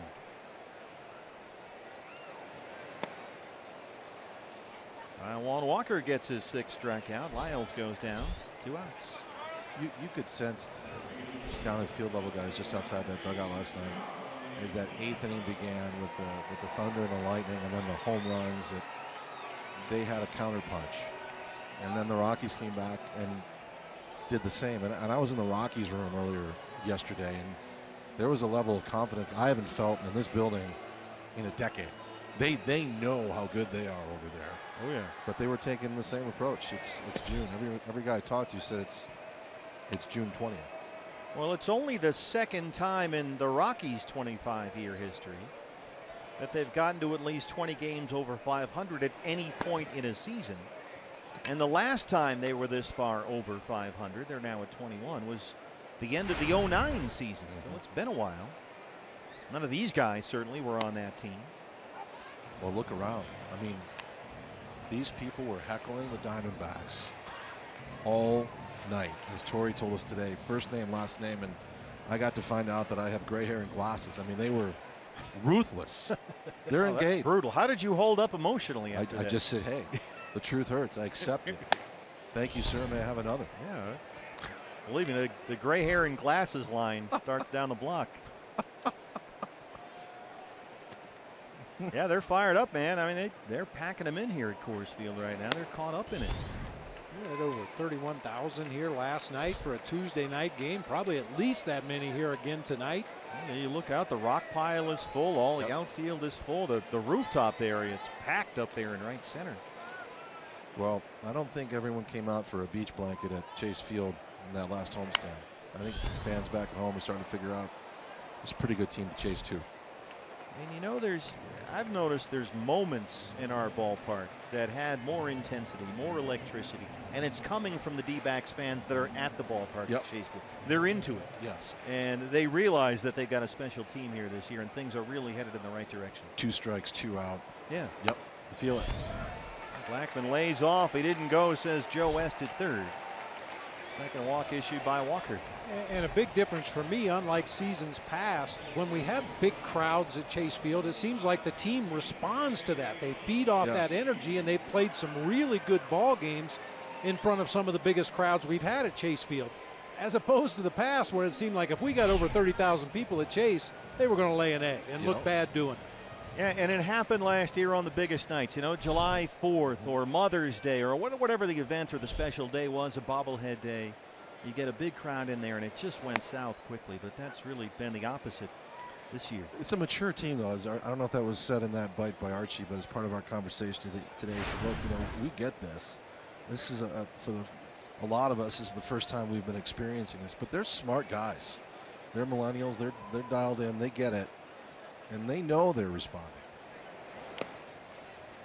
And I think, Bob, it's part of this core group, which is still a very young team, but the core group of young players, you know, the Goldies and the Lambs and the Owens, all these guys, they have matured a little bit. They've sort of progressed to that next level in terms of experience and expectation. You know, and I think that was inevitable for those guys you mentioned, but don't discount how much the Daniel Descalsos and Fernando Rodneys, the veterans that have been added to this team and what they've brought to the table has advanced that maturing process for some of the younger guys. Seeing the way Daniel Descalso goes about his business, or Fernando Rodney early this season when he was struggling, and the way he just kept showing up and asking for the ball. Give me the ball, give me the ball. And you've got to believe that when it does get into August and September, and we can't say, okay, it's only May, it's only June, when these types of games really do mean a whole lot, that those guys like Daniel and Gregor and Chris Iannetta and Jeff Mathis, they're really going to help out that clubhouse. And now you see Paul Goldschmidt going about his business, leading by example, and that's what he has to do, and that's what he's so good at doing. And now in a pennant race as a veteran, there's a lot to it. It's a really, really good mix right now of talent, personality, and experience.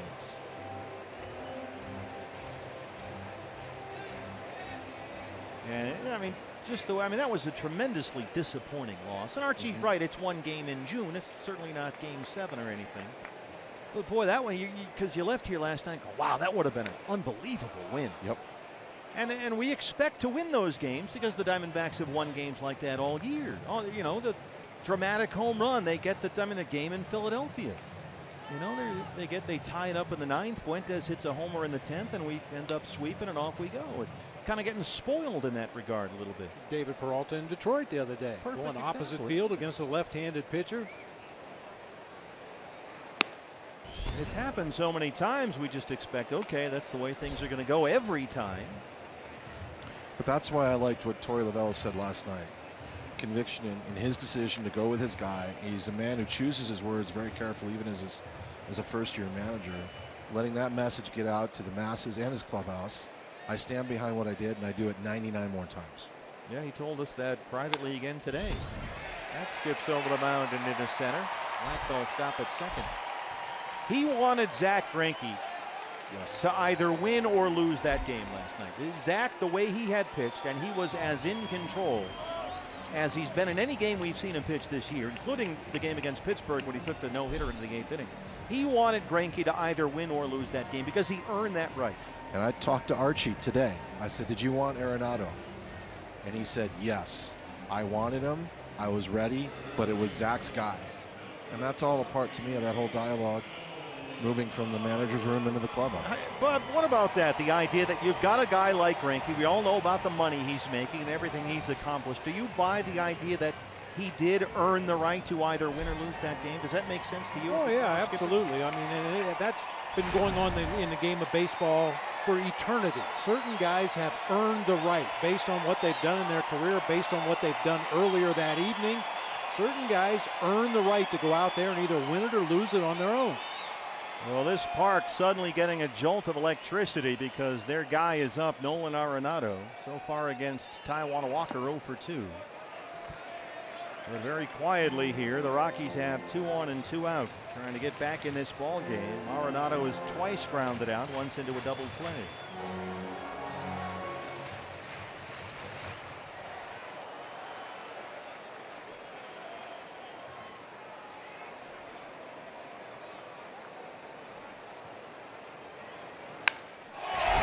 Belts one deep center field. Blanco will play it off the wall. Blackman scores. LeMahieu coming home as well. Arenado, it's a 2-run double. This guy is red hot.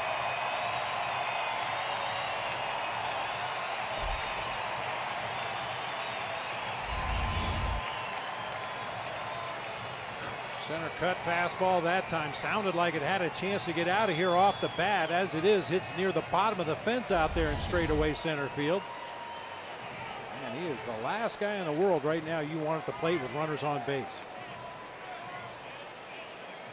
Now here's Reynolds as Mike Butcher goes out to talk to Taijuan Walker. Reynolds is homered in double tonight.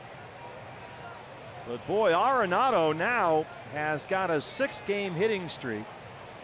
And during the streak, he's got 13 hits and 13 RBIs. That's in 6 games. And he just had another double. He already leads the major leagues in extra base hits. And you want to pitch around him or walk him, you've got Mark Reynolds lurking in the on-deck circle. All he's done tonight is homer and double in his first 2 at-bats.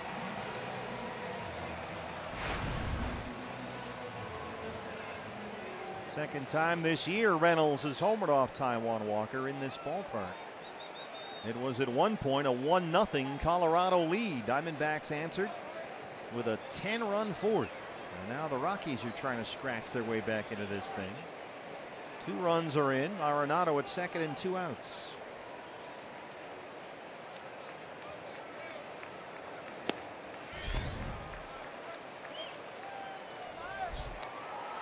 Mark Reynolds, a big reason for his success. He's not chasing bad pitches like he used to. A little more discipline up there.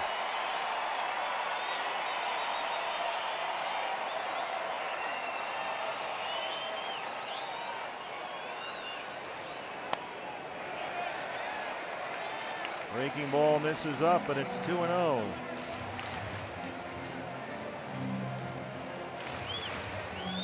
Taijuan opened up this inning by striking out Walters and Lyles, the catcher and the pitcher. But a walk to Blackman, a single by LeMahieu, the double by Arenado has made it 10-3, and here's Reynolds. 3-0. Cargo on deck.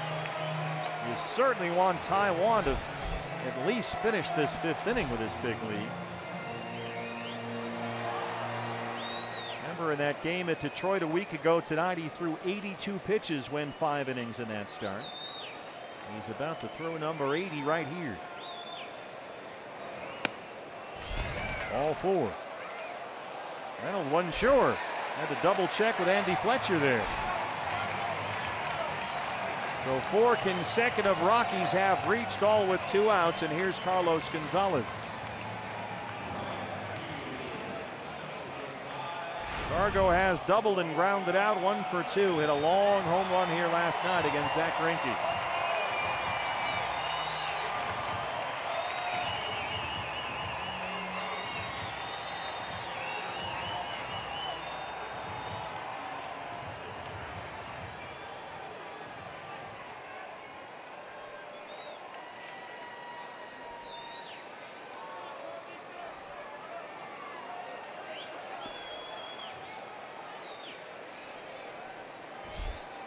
Gonzalez has picked up the offensive pace lately. He's hit safely in 5 straight games. Big swing and a miss, gets away from Iannetta. Arenado into 3rd and Reynolds at 2nd.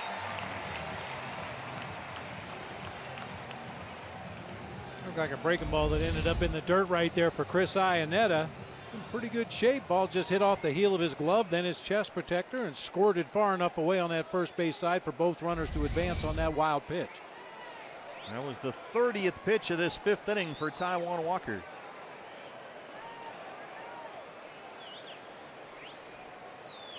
See if he can get Cargo to chase something. Out in front of another breaking ball, and it's 0-2. He's up there looking for fastballs.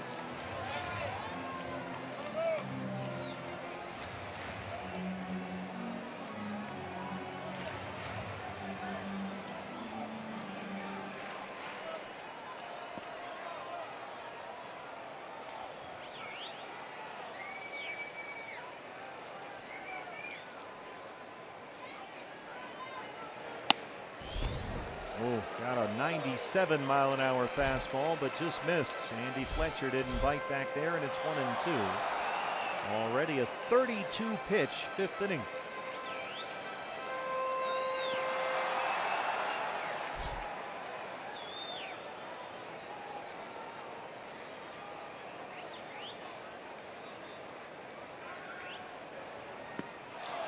Another breaking ball. He swung and missed at 3 of them. Walker strands 2, but the Rockies get 2. It's 10-3.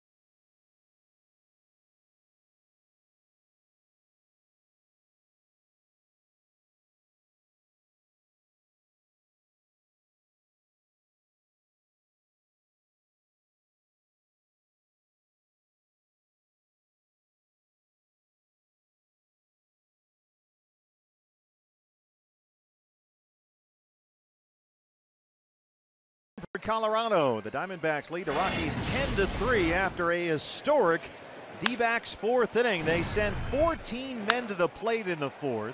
They scored 10 runs on 9 hits, the biggest single inning on the road in Diamondbacks history.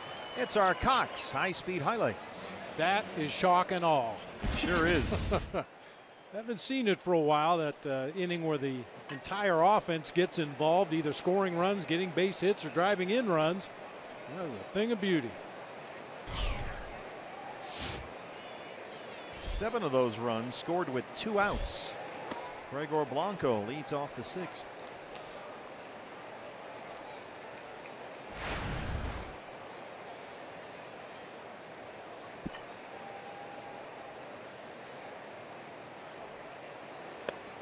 Diamondbacks really looking not only to put last night's disappointing loss behind them, but to just change their luck against these Rockies. 2-5 versus Colorado this season, only 1-3 here at Coors. Blanco knocks it into center, a base hit to lead off the 6th. He's aboard for the 2nd time tonight. In that 4th inning, David Peralta had 2 at-bats. He singled twice, scored twice, and knocked in a run.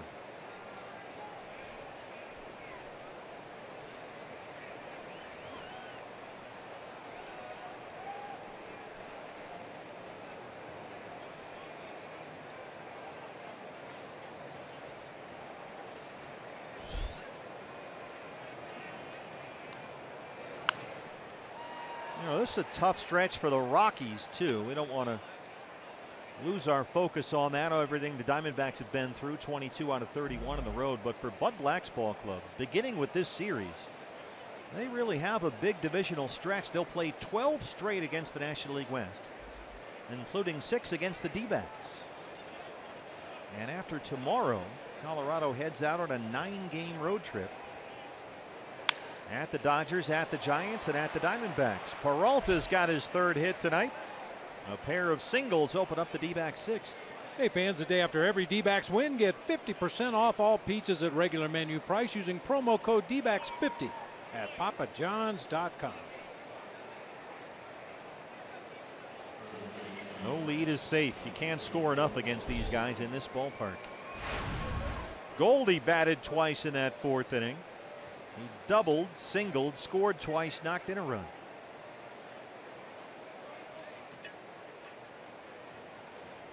So he's now hit safely in 8 straight games.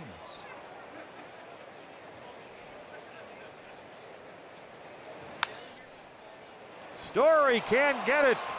This will get Blanco home. Peralta digging for 3rd. 3 consecutive singles open up the inning. Another RBI for Paul Goldschmidt. It's 11-3. Goldie tonight 3 for 4.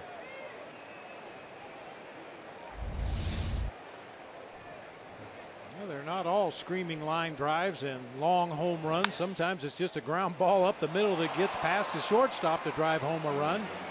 And once again, that 1st and 3rd offense, I talked about it. Dave Magnan, every hitting coach in baseball, loves these kind of rallies.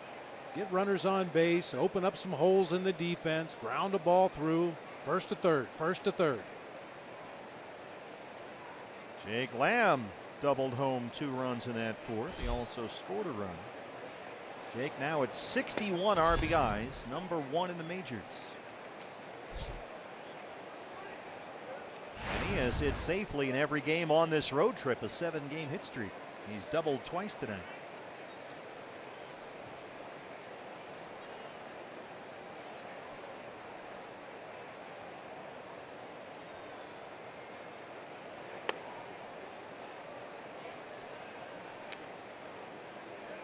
Lamb has now reached base safely in 16 straight games. A run is in. Peralta at 3rd, Goldie at 1st, and still nobody out.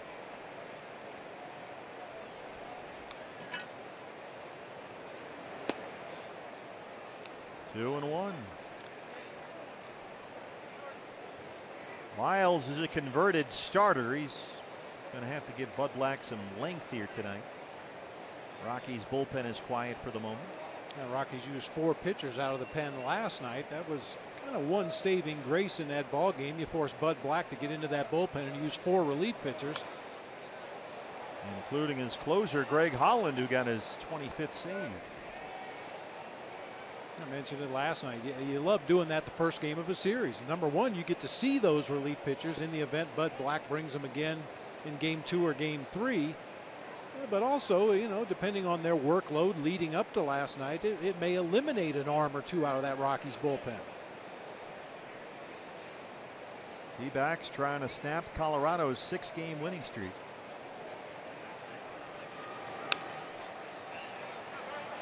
Get back within 1 game of the Rockies' NL West lead. The Dodgers are in the middle, of course, between these 2 teams. They are hosting the Mets in LA. Right now, New York leads that one 1-0.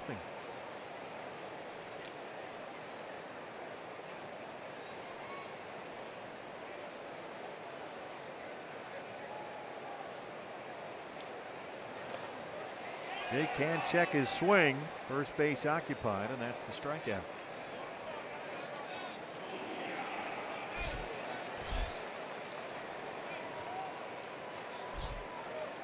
Brandon Drury, another guy who had 2 hits in that 4th inning.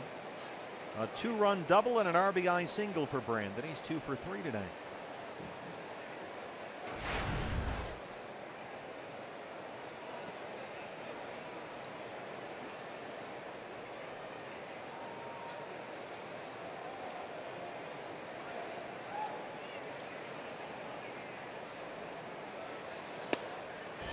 Brandon has talked a bit lately about his commitment to what he calls a new approach at the plate. He's kind of had enough of just hitting singles to right field. He felt like a little bit of a slap hitter. And he believes he can do a lot more than that. So he is very committed right now to doing damage up there. He is going to wait for pitches out over the plate and then sell out. He carves that one into right center. Peralta will score the 12th run. Another RBI for Drury. That's his third RBI hit tonight. And his 4th run batted in for the ball game.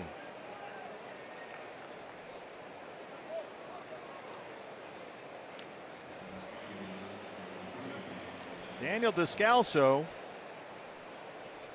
As you say, Bob, somebody's got to be a good teammate. So he was the guy who made 2 outs in that 4th inning. He grounded out and lined out.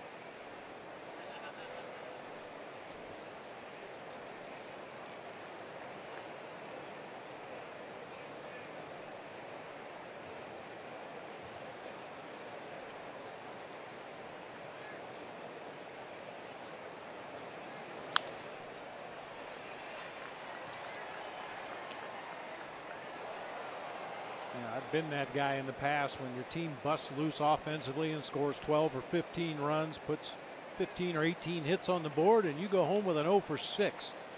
I call that being a good teammate. Somebody has to make the outs. Carlos Estevez, the right-hander, started warming up in the Rocky bullpen.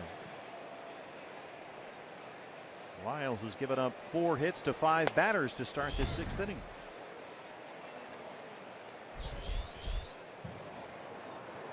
Estevez just recalled from AAA Albuquerque before the game on Sunday against the Giants. It's the 4th time this year he's been up and down from the minors.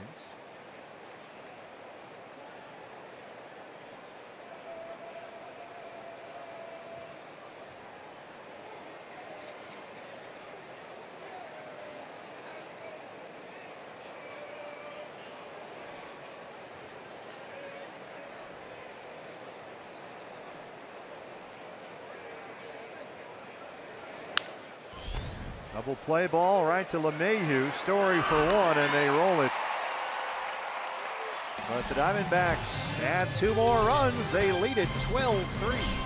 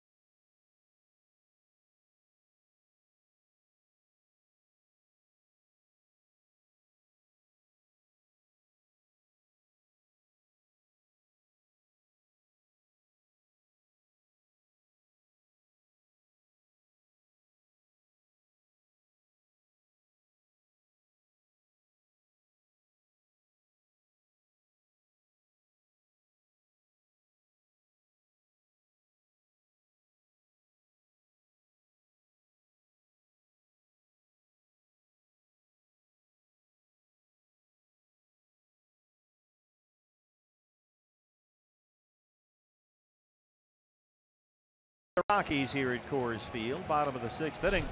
D-backs fans, don't forget to come out and meet Jake Lamb coming up Saturday, June 24th at the Tempe Cox Solution Store. You'll find that at 2040 East Rio Salado Parkway. Jake will be there from 11 a.m. to noon, and he'll be meeting fans, signing autographs. So don't miss out. Jake Lamb coming up on Saturday at the Tempe Cox Solution Store, 2040 East Rio Salado Parkway. Taijuan Walker back out there to face Ian Desmond to start the Colorado 6th inning. Taijuan gave up 2 runs in the Rockies' 5th. Diamondbacks got both those runs back in the top of the 6th. Walker so far has walked 3, struck out 7. Giving up 3 runs on 6 hits.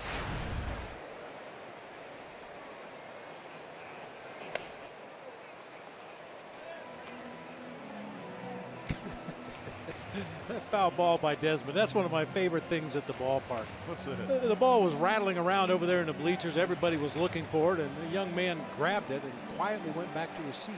Didn't hold it up, didn't make a big show of it. So there's about 50 people over there crawling around on their hands and knees looking for the baseball. The guy already put it in his backpack. 8 strikeouts for Taijuan. Well, as we were talking about with Todd earlier, these Rockies fans are really behind their team. They're into it here. And we've got almost 41,000 in at Coors Field here tonight. 40,918 is the announced crowd. And this place is full. It really is. And this entire Lodo area here in Denver really lends itself to coming early. There's lots of restaurants and bars and all kinds of souvenir shops and stuff in the area. Easy walking distance from any of the downtown hotels. Yeah, it's a wonderful place to walk around on a day like today. Now, it was a little hot today, but you walk around on a sunny afternoon. You can eat lunch in any one of dozens of places out on the sidewalk. There's people walking around just enjoying the food and the atmosphere. It's a great spot here. That one almost got Stu Cole at third. And the ballpark is lovely. It's a beautiful ballpark. That rooftop area up there, boy, they are 3 deep along that counter, a mile high up there. That's become the most popular area in this ballpark. It was just dead space before, and now it's a real revenue generator for the Rockies. People up there hanging out. Taijuan reaches down and snags that one off the bat of Story, and that's the second out. Of course, a real wild card here in Denver is the weather. We've been very blessed the last couple of days. We had some thunder and lightning late in the ball game last night, but no rain until after the game was over. There you can see 5,280 feet, exactly a mile high up there. And there's a row of purple seats off to the right there that lines up right where everybody is standing along that counter. So you really are exactly a mile high if you're in that standing area up there. There's the row of purple seats. Now, the Rockies this year changed their shade of purple. And so they had to yank all the seats out there and put in new ones with the right color purple. So no stone was left unturned. Walters, the catcher, has walked and struck out.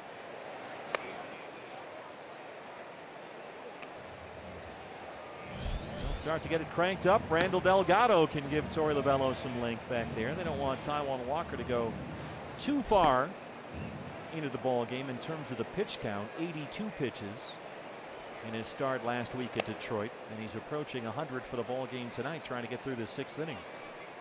But he's behind on the catcher Walters, 3-0. Alexi Amarista is in the on-deck circle. He would hit for the pitcher Lyles.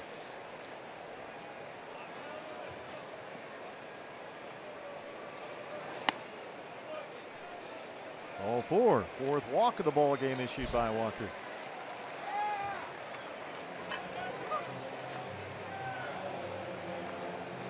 Funny, that's the second time that Taijuan has fired an easy 3-0 fastball, you know, right around the belt or so, and the hitter has thought for sure, well, that's going to get called a 3-0 strike, but Andy Fletcher doesn't say a word. Well, that automatic 3-0 strike apparently is not in force tonight. The hitters always look, are you sure? No, okay, I'll take my base. So here's Amarista to hit for Lyles. Alexi Amarista, who played for Bud Black for years in San Diego, has rejoined him here in Colorado, the former Padre. Just 3 hits in his last 20 at bats. Ball 1, and Chris Iannetta wants a word. But a good year so far for the man they call the Little Ninja. 313, 2 homers. A little guy up there, 5'6", 160. He's been a weapon off the bench for Bud Black. 6 for 17 with a homer and 4 driven in as a pinch hitter.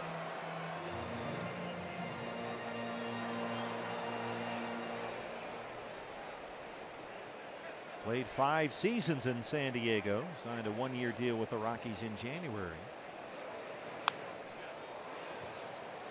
And the thing that Bud Black really likes about him, and he learned this with the Padres, is that you don't ever think that Amarista is going to lose you a game in the field no matter where you put him. He can play any position. And Bud Black really feels comfortable with putting him in any spot out there defensively. And he's played just about all of them. He's a guy that could play shortstop, second base, center field. And if you can play those 3 positions, that is a lifesaver for your bench. You can afford to carry a third catcher. You can afford to carry an extra relief pitcher. If you've got a guy that can play short, second, and center field along with the corner spots. He hits one pretty deep right field, but Peralta's there, just shy of the warning track. Taijuan Walker through 6. Diamondbacks have a 12-3 lead.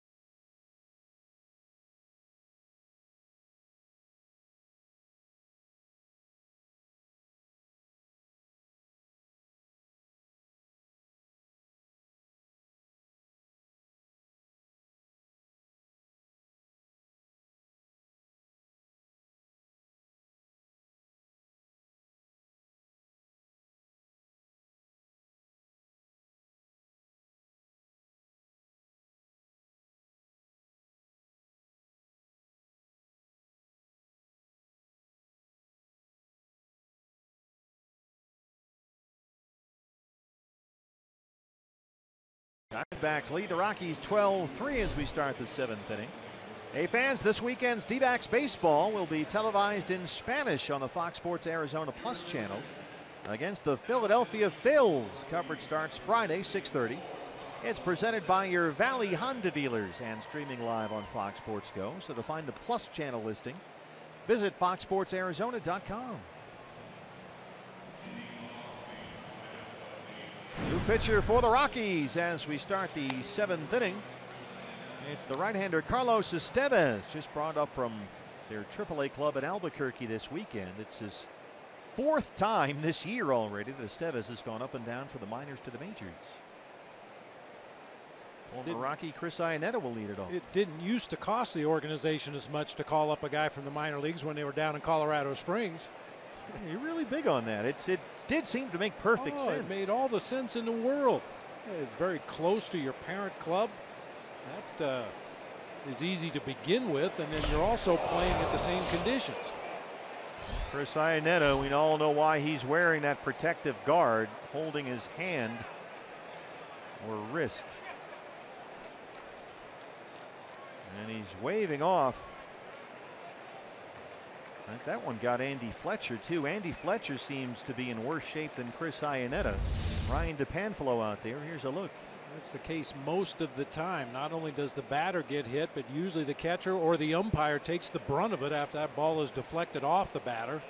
Yeah, Andy got it square in the mask. Did that even hit Chris?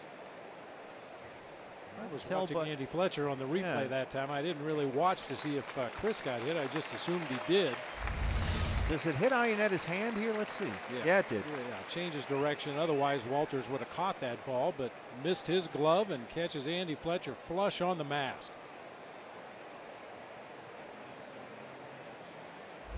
And so Ryan DePanfilo is taking a look at Chris Iannetta. Chris is just fine. They're still working on the plate umpire, Andy Fletcher.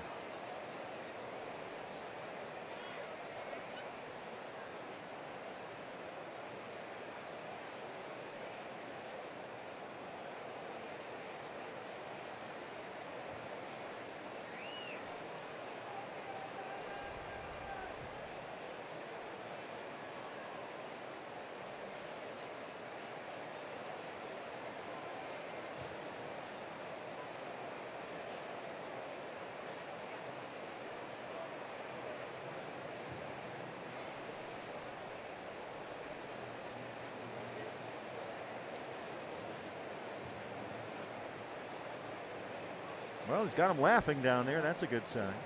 Joe West is saying that happened to me 4,817 games ago.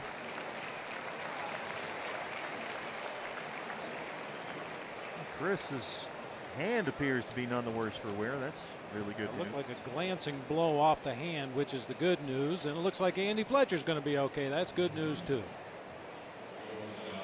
And so Nick Ahmed will be the hitter. Nick was walked intentionally and scored a run during that 10-run Diamondback fourth. He's 0 for 2. Diamondbacks had runners hit in the 6th and 7th inning leading off last night. Goldie hit leading off the 6th inning. He later came around to score on the sac fly by Chris Owings. The hit by pitch to Daniel Descalso in the 7th was stranded. First pitch fastball, and it's 0-1. Nick has hit safely in 9 of his last 10 games in this ballpark. He's a career .378 hitter at Coors Field. Taijuan Walker's night is going to end after he completed 6 innings. Ray Fuentes out in the on-deck circle. He'll hit for Walker.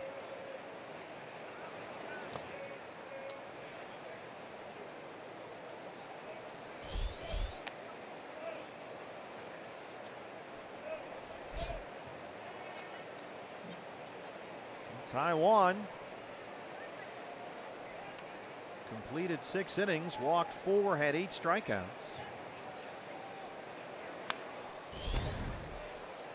Gave up 3 runs on 6 hits. So at Coors Field, you'll take that just about every time. Absolutely. And a couple of those walks, as we mentioned, might have turned out differently had the 3-0 pitch been called a strike. But hey, it is what it is. I would think you'd be in favor of not automatically granting the 3-0 strike. Oh, it's either a strike or it's not, right? yeah, I agree with that. But I just know what's happened in the history of this great game. 3-0 pitches, if they make it up there in the vicinity of the strike zone, are usually called a strike. By the way, there is an update on the Colorado Springs affiliate. You can't understand why the Rockies would move from Colorado Springs to Albuquerque, because the conditions you would think would be so similar. Denver and Colorado Springs. Well, the Brewers are there now. They're getting out. Colorado Springs must not be a good place. They're going to move that team to San Antonio coming up for the 2019 season. Brewers, I guess, were not all that thrilled there.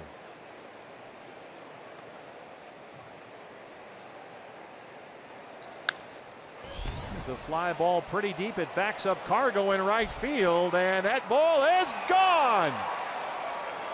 Nick Ahmed, a 2-run homer, and it's 14-3 Diamondbacks. Well, he's been just about a .380 career hitter in this yard. And there goes Nick Ahmed, his 6th home run of the year.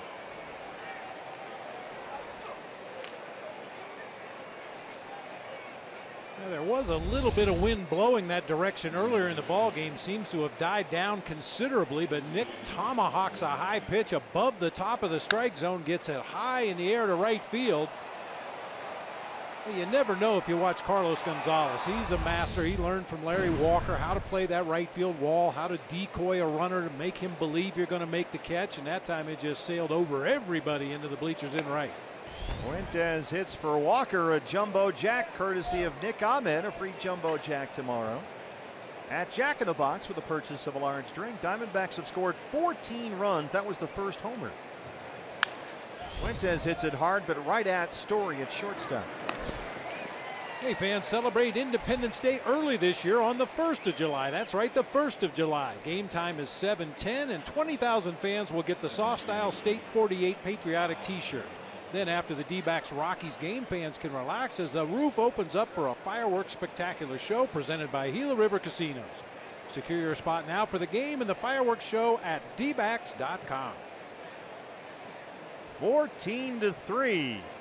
One out in the 7th. Here's Gregor Blanco. He has walked, singled, and scored twice tonight. 1 for 3.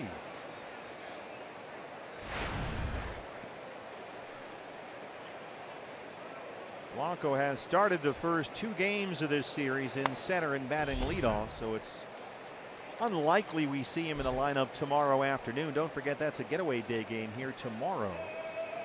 A 12:10 first pitch back home in Arizona. So we might see the bomb squad in there tomorrow. Chris Owings, the guy getting a scheduled day off tonight.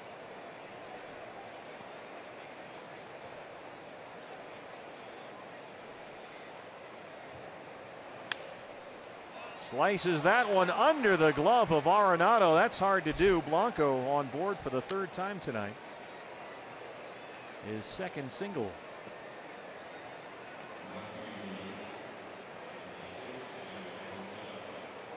David Peralta's had quite a night. He's got 3 singles, 2 of them in that 4th inning. He's also scored 3 times and knocked in a run. So Peralta, counting tonight, has 20 hits in his last 12 games.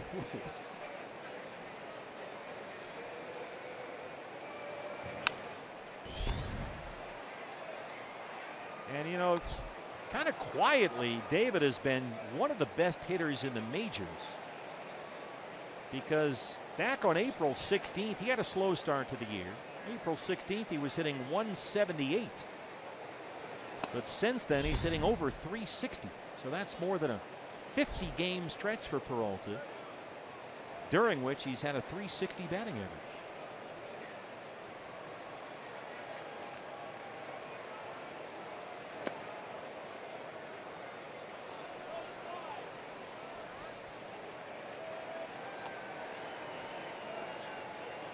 You could probably say the same thing about the yeah, go ahead. I was going to say about the Rockies offense that you can say about the Diamondbacks offense. When they're firing on all cylinders, who do you pitch around? I mean, when Gregor Blanco's doing his thing, David Peralta, as you mentioned, is as hot as any hitter in baseball right now. Goldie and Lamb in the middle. Where do you go if everybody's swinging the bat well? Brandon Drury, throw him in there. Chris Ionetta's done a nice job swinging the bat, doing some damage when he gets opportunities. Well, they walk Peralta. Yeah, you're right. Now this is our Bob. This is why we're so lucky to have Phil the Iron Horse Malika as our director, because he noticed that gentleman is not only wearing an Arizona Cardinals T-shirt, but that it's a football score. So you see Phil, through the use of pictures, is really weaving a tapestry with that. That's what he's going for. Because it's a football score and he's wearing a football shirt. Okay. That's Phil Malika in the truck. Here's Goldie. He's had a big night. 2 singles, a double. He's knocked in 2. He scored twice. Tapestry or a narrative, whatever you want. Just the thought of Phil weaving anything. Well, it keeps him from singing, which keeps the guys in the truck happy. You know, I mean, how long can you listen to the guy sing Bon Jovi? It's like 3-4 hours. Our producer, Brad the Big Dog Weimer's not holding up all that well, frankly. Yeah, Brad used to like music. And Brad used to like Phil. That's not true. Come on. He never liked him. 1-1 on Goldie.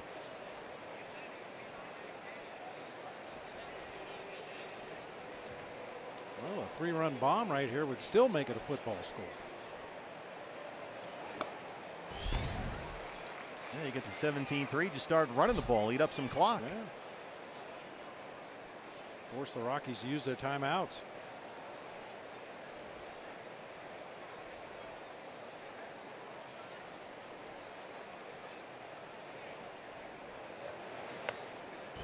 2-2. 99 up and in from Estevez. He's already hit Iannetta on the hand.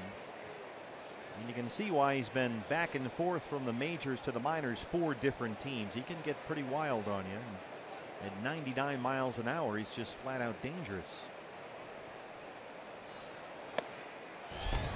By Goldie at 98.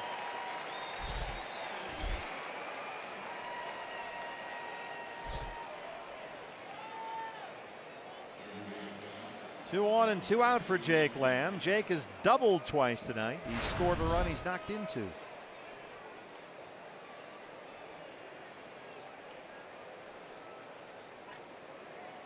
Gregor Blanco at second. David Peralta at first. 2 outs. 2 runs in on the Nick Ahmed homer. Diamondbacks lead at 14-3.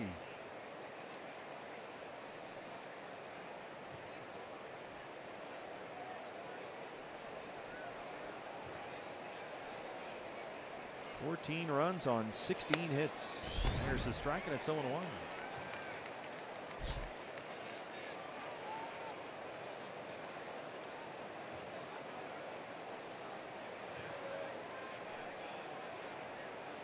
Dodgers have come back to tie the Mets. It's now 1-1 in the third in LA. 0-2 on Lamb.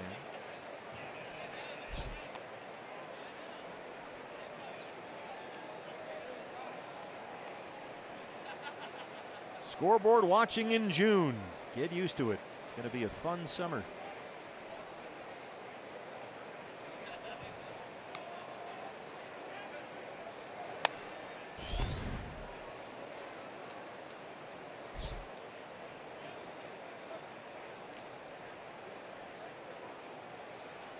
Jake tonight his second consecutive 2-hit game. He's hit safely in 7 straight.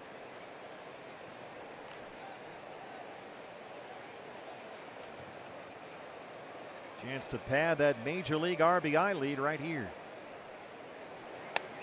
2-2. Everything this guy throws is 98 or 99.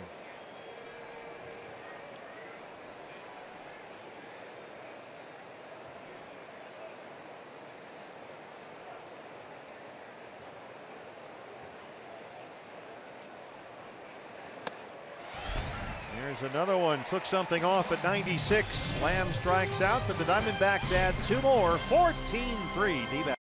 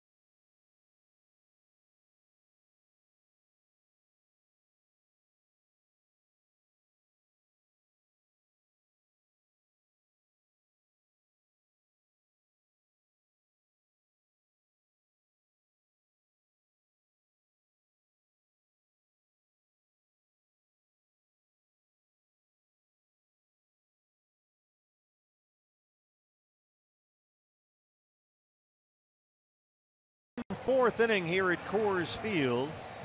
A 14-3 lead over the Rockies as we await the start of the bottom of the 7th inning. What's next brought to you by CenturyLink. The series finale, hopefully the rubber game of this 3-game set. It's a day game tomorrow, fans. Don't forget Getaway Day. Diamondback Live pregame show comes your way at 11:30 on Fox Sports Arizona. 12:10 first pitch. for Zach Godley against the rookie Antonio Senzatella. Well, we're going to have a delay here. There's not a weather issue. Andy Fletcher, the plate umpire, who you'll recall took a foul ball that ricocheted off the hand of Chris Iannetta right square in the mask. Was a little wobbly there between innings, and Andy Fletcher has had to come off the field. And so we've lost the plate umpire. And it looks like Ron Culpa, who was the second base umpire, has gone in to put the gear on. So we'll take a quick break. New plate umpire as we return to Coors Field right after this.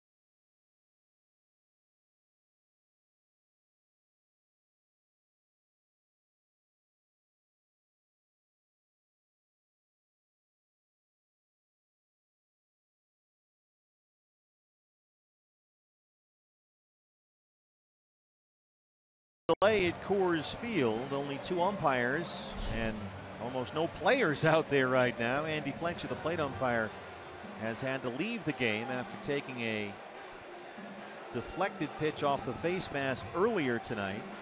And so Ron Culpa, the second base umpire, I'm guessing because he's not out there right now, is underneath putting on the gear, and he'll take over behind home plate. Alan Porter and Joe West, the only two umpires on the field right now. Randall Delgado came in from the bullpen to start this inning, but he went straight into the dugout now, along with the rest of the Diamondbacks, who've had some defensive changes with a 14-3 lead. So Joey Lovullo trying to give some guys at least a few innings off here. Ray Fuentes, who hit for the pitcher, stays in the game. Ray will take over in left field, replacing Daniel Descalso. Descalso moves to third, replacing Jake Lamb, and Chris Herman takes over at first base for Paul Goldschmidt. So Goldie and Lamb will get the rest of the night off. Delgado will be the pitcher, and we'll have a new plate umpire, a three-man crew. Another break from Denver. Back after this, it's 14-3 Diamondbacks.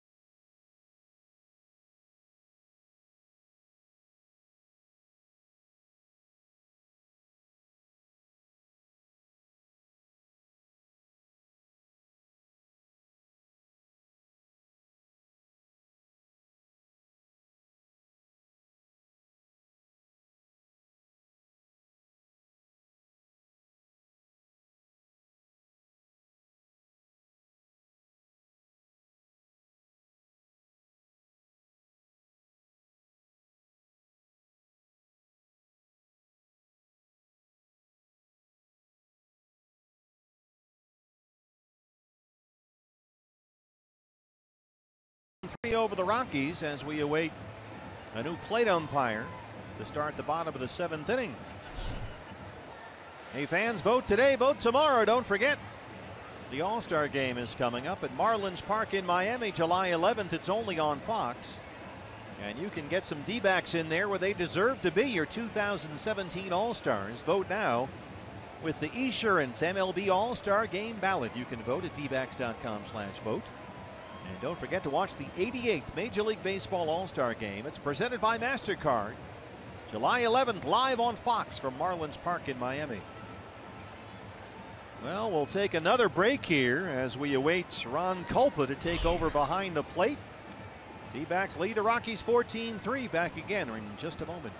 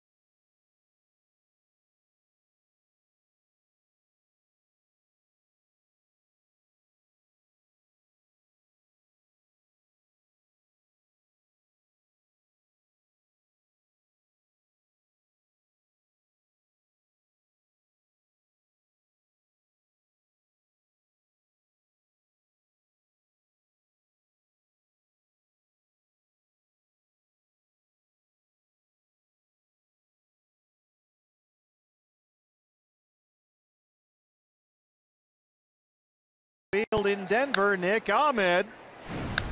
A 2-run home run in the top of the 7th inning, his 6th of the year. It's our Chaz Roberts Air Conditioning and Plumbing cool play of the game. That's one hitting coaches call a fence-high fastball. That pitch up there above the top of the strike zone. If you make solid contact in this park, it's got a chance to go.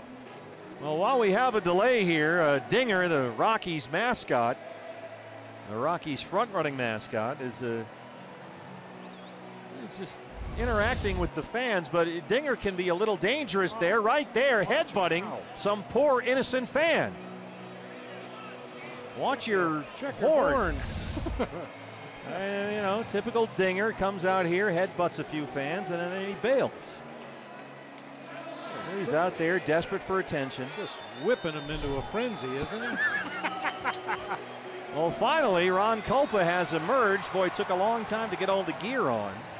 But he'll take over from behind the plate for Andy Fletcher, and we'll go with a 3-man crew for the rest of the game. Joe West there, and Alan Porter, the other 2 umpires, and we certainly hope that Andy Fletcher is okay. Diamondback, this seems to happen in Diamondback games, Bob. This happened with Kerwin Danley a couple of times last year. Yeah. And obviously your first concern is that Andy Fletcher's okay, no lasting damage, and this is just a precaution on the part of the trainers here at Coors Field tonight. But we've talked about it many times in the past. These umpires are well versed in working a 3-man crew. They'll stay in constant communication with each other when runners get on base. If the ball's hit this way, I'm going to cover that bag and you fill in behind me. They've done it many, many times before. As a matter of fact, almost all spring training games used to be 3-man crews.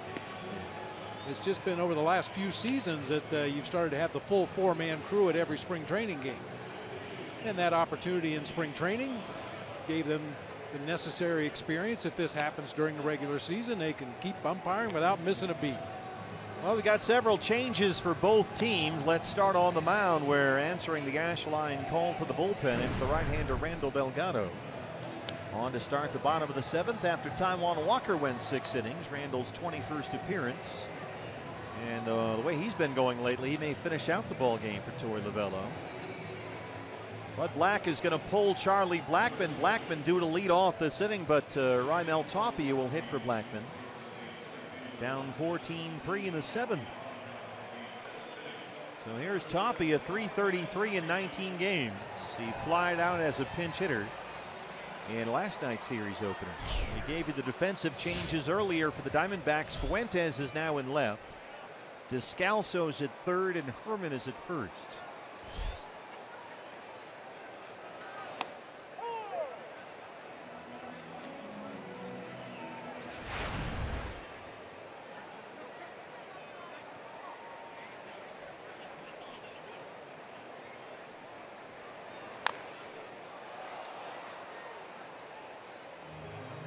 Tapia's a little wiry, skinny guy, but that's deceptive. He can drive the ball to all fields a lot harder than you think he might. He's got a good contact swing up there.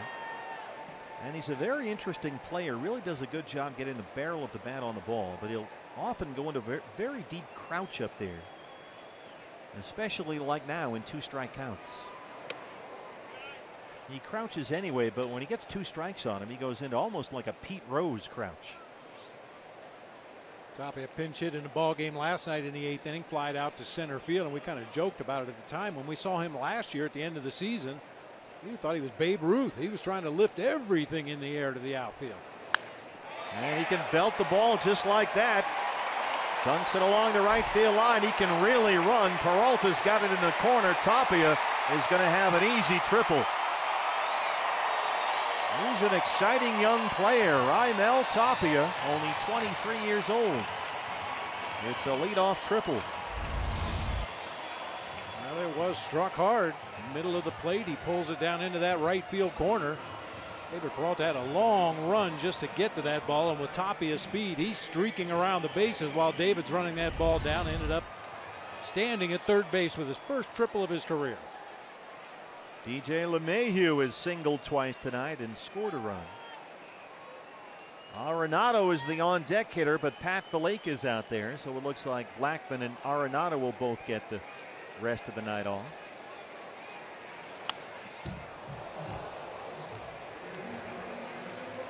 Torey Lovullo has already pulled Jake Lamb and Paul Goldschmidt from the game. LeMahieu has now got a 6-game hitting streak. 303 on the year.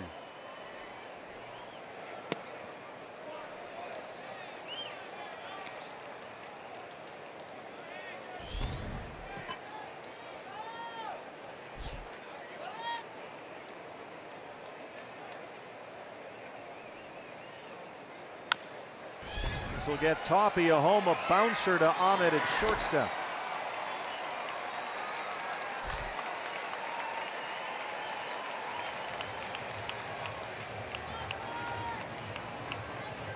Now Valleca will hit for Arenado. Bud Black down to only the backup catcher Tommy Murphy available off the bench now. He's using a 4-man bench because they want the extra pitcher available out of the bullpen. Not uncommon for a Colorado Rockies team. Valleca 247 and 5 homers. He had a pinch hit home run here Sunday in their win over the Giants. This guy's done a really good job in this role. 7 for 21 as a pinch hitter this year, including 4 doubles and a home run. He can also play all 4 infield spots. He's spent some time in left field as well. Slices this one to Herman at first. Delgado covers, 2 outs.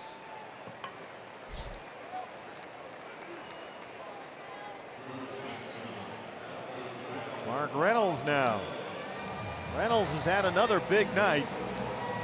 His home run to lead off the second, his 18th of the year, actually made it 1-0 Rockies at that point. This will go down as a come from behind win for the D-backs. It went from 1-0 to 10-1 after the top of the 4th, but Reynolds has also doubled and walked tonight.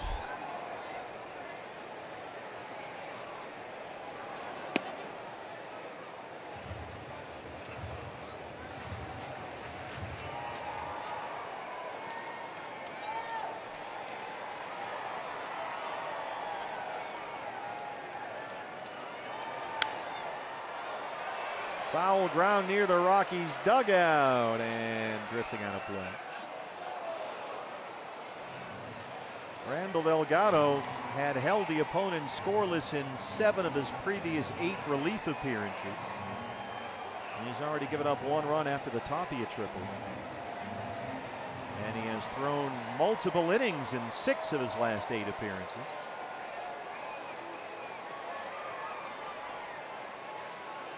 He has done an outstanding job for Torey Lovullo. He's done everything they've asked him to do all year long. Throws a fastball by Reynolds, and it's 1-2.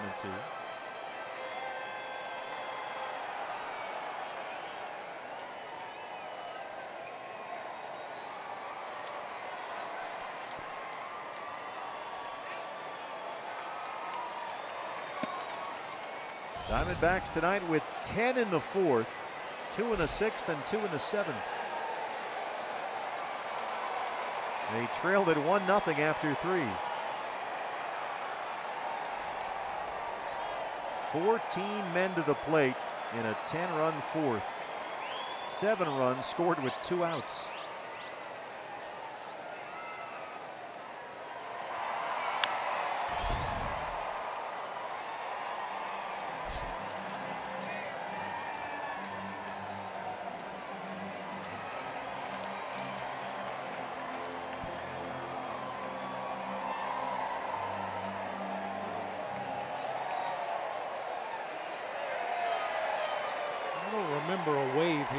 Field last night. I might have missed it, but every fan was hanging on every pitch last night. Yeah, this one was, it's never over in this ballpark, but it was close to being over in the 4th, so it's been a little different atmosphere here, certainly than last night's ball game, which was back and forth. Pretty dramatic all night long. 3-2 to Reynolds. Got him. But the Rockies get a run. It's 14-4 D-backs as we head to the game.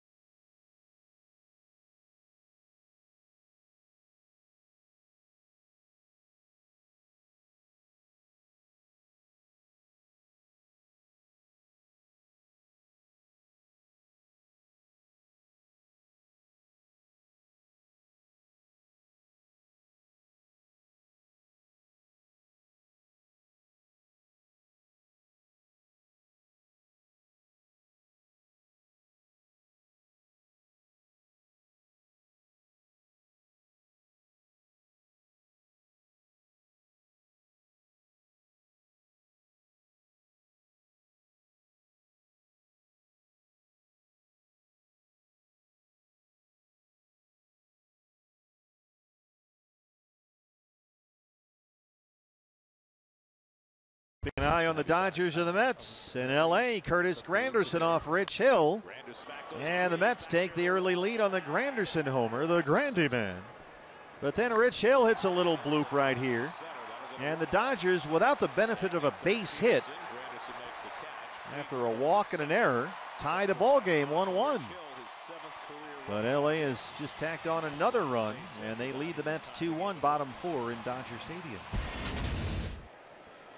Raimel Tapia, who hit for Blackman, stays in the game in center field. Pat Valaika, who hit for Arenado, takes over at third. Brandon Drury will lead off the Diamondbacks' 8th inning. It's a fly ball out to Gonzalez on the first pitch. 1 down.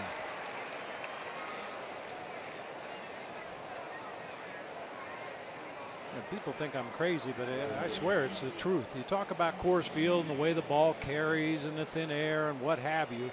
Pop-ups stay in the air a lot longer in this ballpark. They go higher in this ballpark. They stay in the air longer in this ballpark. Well, that would make sense because as Euro, didn't you have a teacher get on you for mixing up altitude and elevation? Yeah. I think we're at elevation. We're playing at elevation because our feet are literally on the ground, so it's not altitude because we're not in the air. Descalso hits one in the air. That did seem to hang up for a long time. I mean, there have been pop-ups in the infield, those ones that go straight up the elevator shaft, and the infielders get cramps in the back of their neck looking up, waiting for the ball to come down. Just that fly ball by Brandon Drury to right field. I was just trying to picture a roof on this ballpark, and would that ball have hit the roof? I mean, think about that. If they put a roof on Coors Field, they'd have to make it considerably taller than the roof of the stadium is now. Could be 1.5 miles high. Chris Iannetta. Oh man, Chris has already been hit in the hand once by this guy.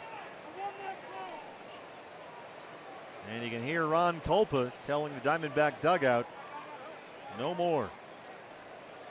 But they got a beef here. Estevez, his last time up, hit Iannetta in the hand. It ricocheted off Chris's hand and hit the plate umpire Andy Fletcher square in the face, with the mask, of course. But Fletcher's had to leave the game because of that. And now Kulpa, who was the second base umpire, has got the plate.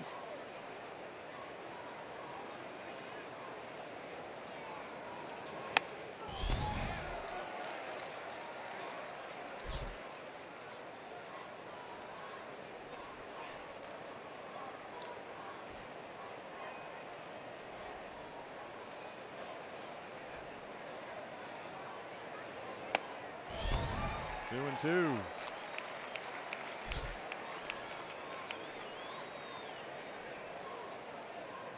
Chris in that big 10-run fourth had an RBI double and scored a run. And he knocks one into the left center field gap, and that's going to get to the wall. Chris Iannetta, the former Rocky, pulls in at second with his second double tonight. Well, you want to talk about a perfectly placed base hit right there. Tapia was shaded way over into the gap in right center. Left fielder Ian Desmond playing straight up in left, and well, something's wrong with Chris Iannetta. He's trying to wave off his skipper and Ryan DePanflo, the trainer. When he got to second base, he immediately went down like that with his hands on his knees. Not sure exactly what the issue is. His ankle or a cramp or something, right? Where? Maybe halfway. Oh, yeah, he just kind of rolled on that right ankle when he hit the base. Oh, it slid across the top of the bag.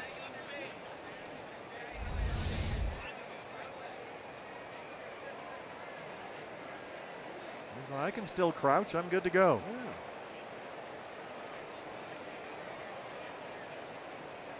Boy, that's a great feeling when you've already been hit once in a game by an opposing pitcher. He throws up and in, and you're next at bat against him, and you rip a double into the gap in left center. There's no way Chris Iannetta wants to come out of this game now. Well, he was hit by a pitch in the hand by Estevez to lead off the seventh and came in on Nick Ahmed's two-run homer. And here's Nick. The home run is 6th of the year. That's out of play.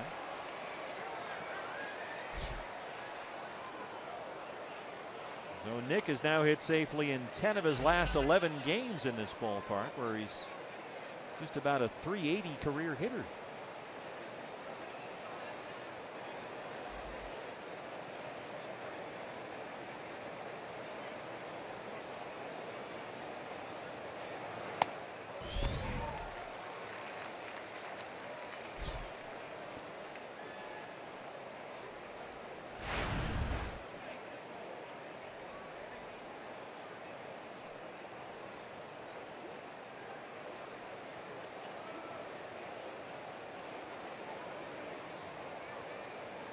I'm assuming this is because Carlos Estevez throws so hard, but once again Tapia way over in the gap in right center, leaving a huge hole in left center field for Nick Ahmed.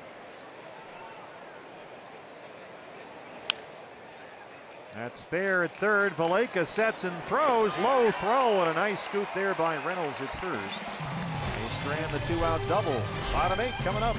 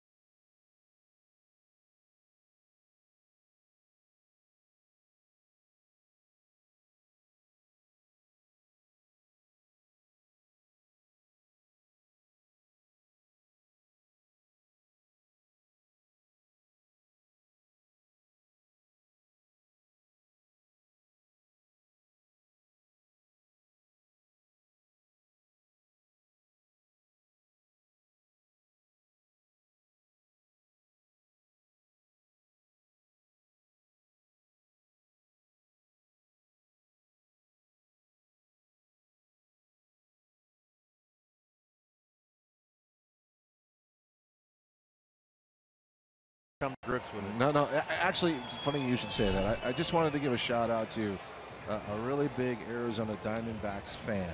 Yeah. A young man by the name of Austin Matthews, the first overall pick in the draft last year at the NHL Awards tonight, was named the Rookie of the Year, won the Calder Trophy, which is just an amazing feat for a guy that was raised in Arizona and skated for the first time ever on the sheets of ice in the Valley.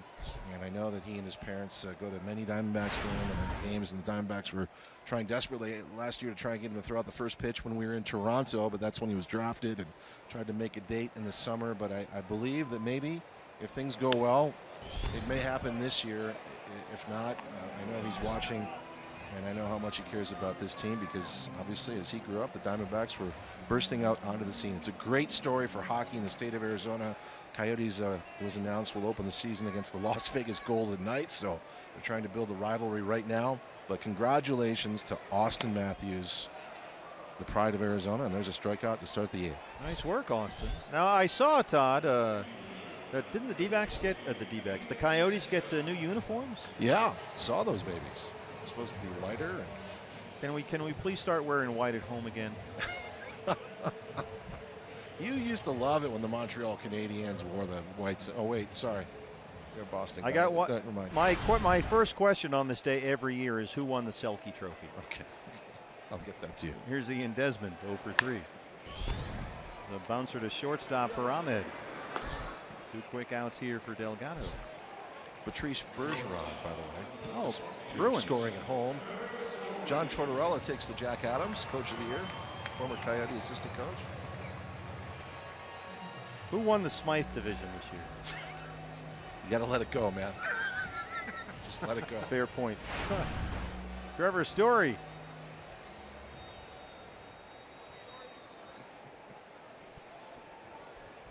I've had a hockey question for years, and nobody's really been able to answer to my satisfaction. Well, you've got Todd right here. Oh, great. Why don't hockey teams draft the biggest, fattest guys they can to be goalies? Didn't one team try to put a sumo wrestler in goal? Why wouldn't you do that? Don't they do that in lacrosse? Well, because now I'll answer for Todd. Thank you. Todd, don't worry, I've got this. Okay. Seriously, don't they have to actually, handle the puck and maneuver themselves around that? You can't just stand in the way. Yeah, why not? Todd, your thoughts? these are the conversations they have in all the war rooms on draft day. Let's go to the big guy. Yeah. And then inevitably the general manager says, no, I'm going to go with the best available athlete. They have no vision. See, we have vision up here. I can tell. You get Refrigerator Perry with all those pads on him and plop him down in front of a net. Nobody would ever score. It does raise an interesting question. Eventually you're going to run out of geometry and there's nowhere to shoot the puck. Yeah, there's no 5-hole. Hello. That's bounced foul to third. I mean, Gump Worsley wasn't exactly like an Olympic sprinter. Well, who's the biggest goalie ever? Wow. Who's like the biggest, best goalie of all time? It's not my favorite ever, Cesar Maniago. No, I knew you were going to go there. That's one of the great. That's the greatest goalie name ever. Right behind Gilles Gilbert. Gilles Gilbert, of course. And I was going to go with the Jerry Cheevers mask thing, but you know, Pecorino, who led the Nashville Predators to the Stanley Cup Finals. Good cheese. He's just a very, very tall and athletic goalie. I'll go with him right now, and that'll do the inning. Nice work. We'll be back with Hockey Night in Canada right after this.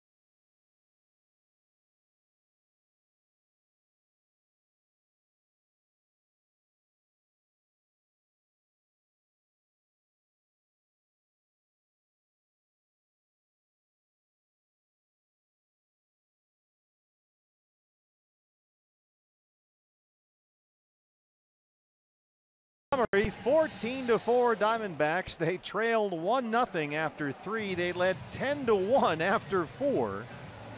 And a great Pat O'Connell from the Diamondback staff has been kept busy all night long. 10 runs, the most on the road in a single inning in Diamondback history. 9 hits, the most on the road in a single inning in Diamondback history. It's getting a little weird here.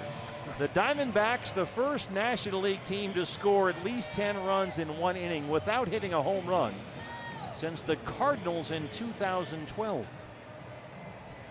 So a lot of history as the lefty Mike Dunn takes over for the Rockies. He'll work the ninth.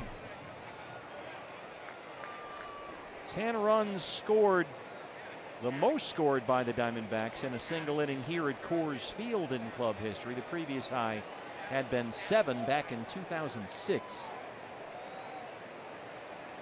And it's the 14th time the Diamondbacks have scored at least 5 runs in one inning this year. 3rd time they've done it on the road. So we're setting all kinds of precedents here tonight. Ray Fuentes will lead off the ninth.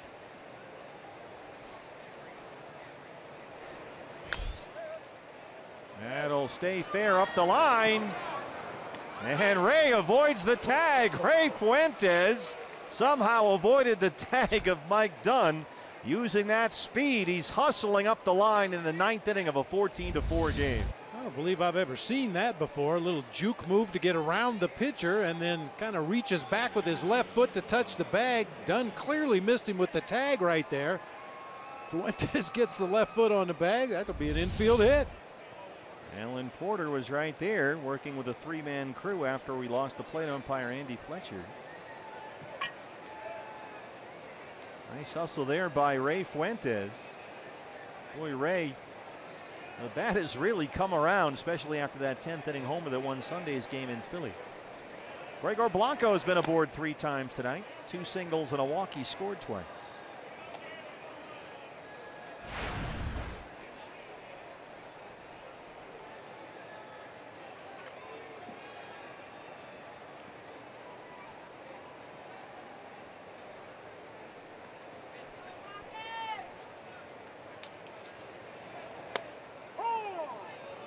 By the way, I saw you with Mission Control over there and all your supported devices. Justin Verlander's got something going for the Tigers tonight, huh? Perfect game through 5 against the Seattle Mariners in Seattle.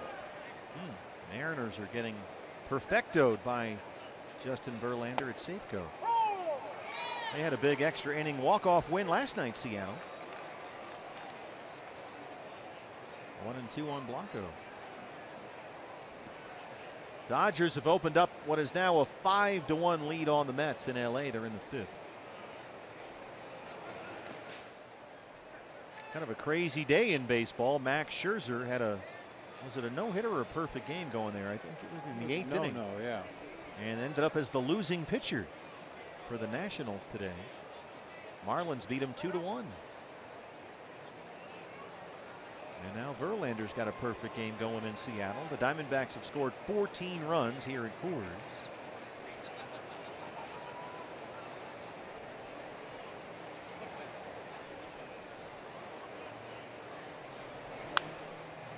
Still 2-2.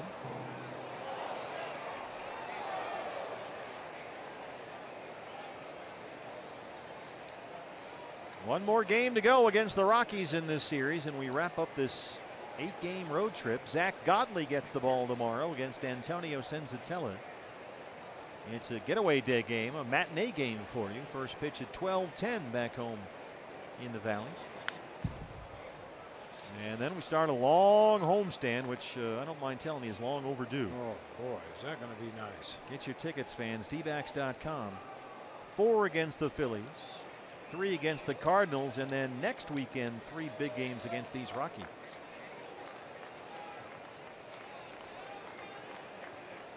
(22 of the last 31 on the road. That stretch will finish up here tomorrow.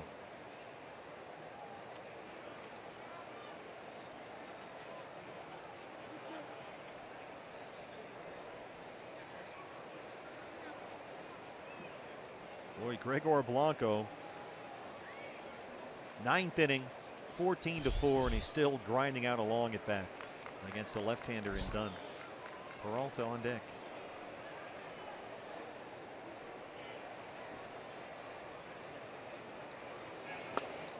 And Dunn finally wears him down.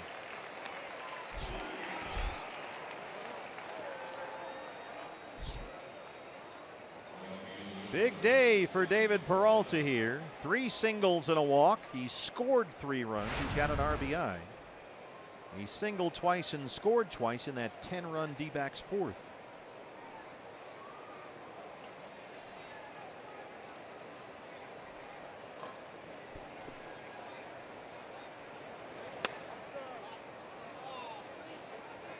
Yeah, and this is the point of the game where it's easy to give away at bats by trying to do too much. We got a 10-run lead in the ball game. It's the 9th inning. You've already had a good offensive night if you're Gregor Blanco or David Peralta or just about any D-backs hitter. You get that one more at bat in the 9th, why not go ahead and muscle up, see how far I can hit one. And ultimately, you're probably going to end up giving away that at bat. But it's just human nature. Put the cherry on the sundae.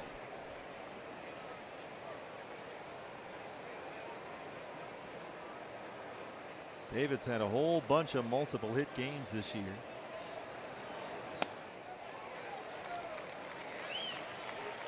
One and 2.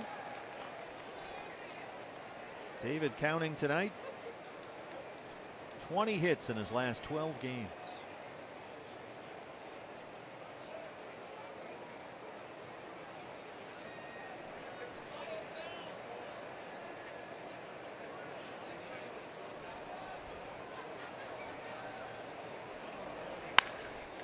Base hit. A 4-hit night for David Peralta. He's aboard for the 5th time in the ball game tonight. 4 singles and a walk.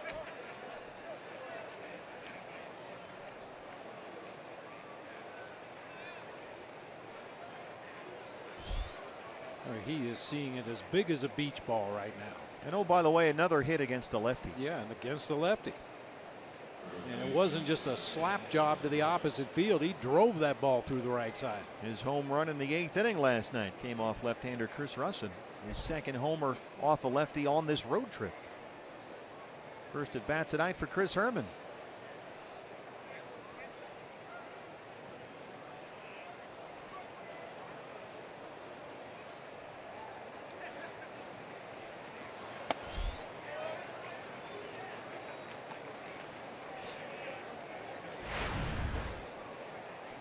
Chris 162 and 6 home runs. He is trying to snap a 3 for 37 right now. He walked as a pinch hitter late in last night's game.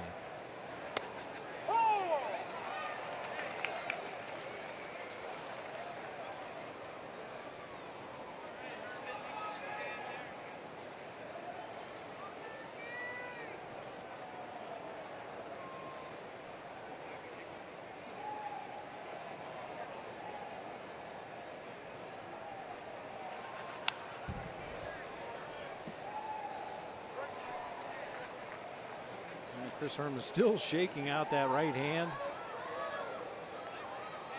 Every time he's asked about it, he blows it off. It's nothing, it's nothing, it's fine. But occasionally we'll see him take a big swing like that last foul ball and walk out of that left-handed batter's box flexing his right hand again. Here's the 0-2. Pitcher spot is due up next. Jeremy Hazelbaker in the on-deck circle.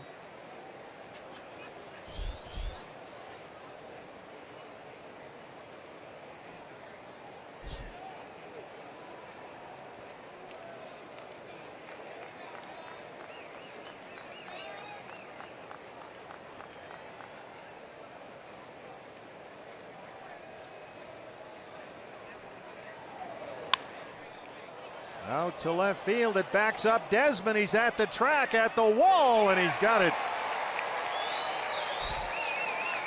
Allowed up number 2 in the 9th.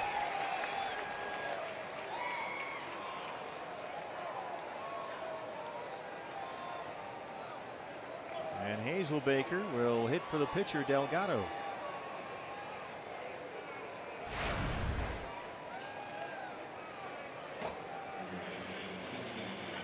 Jeremy struck out as a pinch hitter last night, 325 with a home run.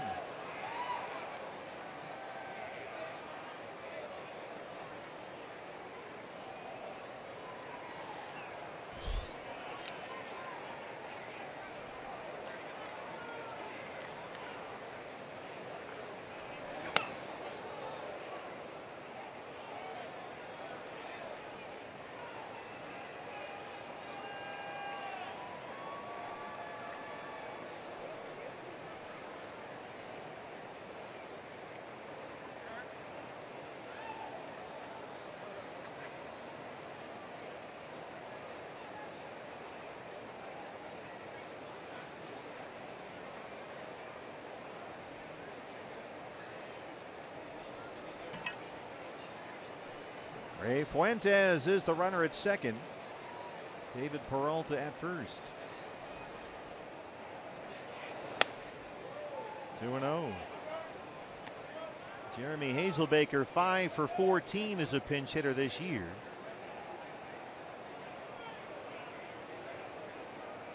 He struck out in 8 of those 14 pinch hit at bats.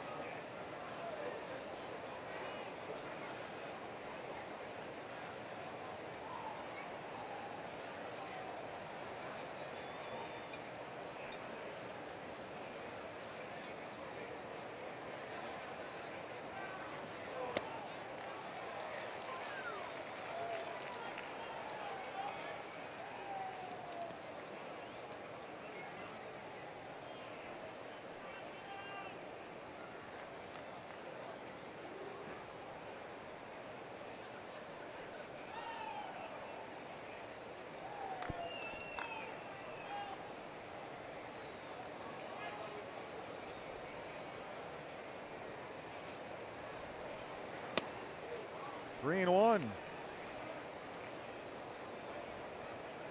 Brandon Drury, who's got 3 hits and 4 RBIs tonight, is on deck. Double, 2 singles. He's knocked in 4. He scored a run.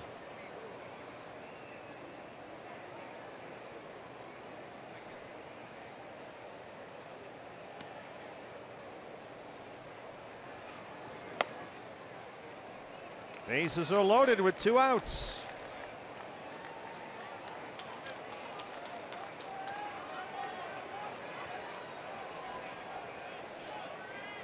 Well, you were talking about that whole cherry on the sundae idea. This might be one of those at bats for Brandon Drury. Yeah, I was just thinking that Mike Dunn came into the ball game, and because of the defensive changes and the pinch hit right there for the pitcher spot, he's faced 5 lefties in a row. Brandon Drury, the first right-handed hitter he's seen here in the top half of the night. 0-1. Brandon had 2 RBI hits in that 10-run fourth, a 2-run double and an RBI single.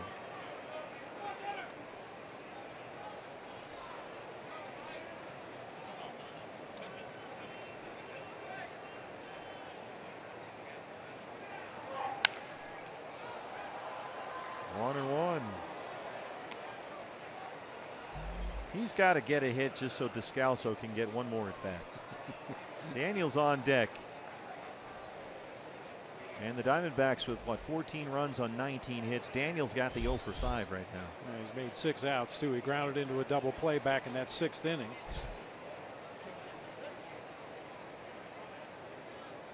So we need to get him up there one more time. Drury lays off. It's 2-1.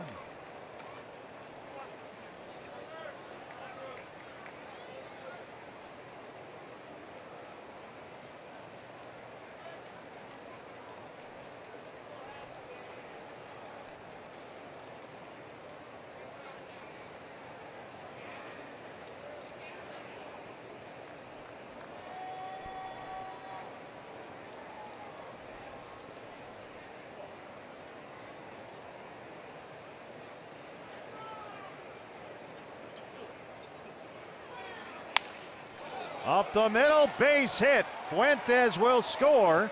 Here comes Peralta. They'll stop Hazelbaker at third. Brandon Drury with a 6 RBI night. He's got his 4th hit. And the Diamondbacks have a 16-4 lead. I just talked a moment ago about getting greedy in a ball game like this, but Brandon Drury sticking with the process. Just get a good pitch, put a good swing on it. This time it happens to go right back up the middle of the field to drive home a couple more.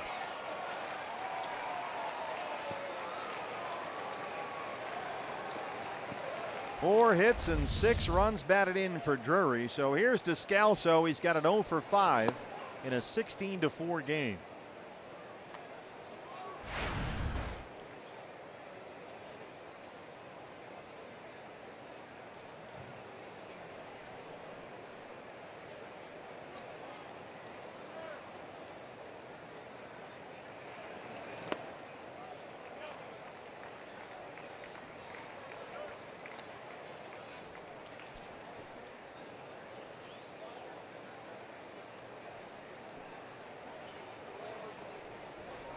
Hazelbaker is the runner at third and Drury at first.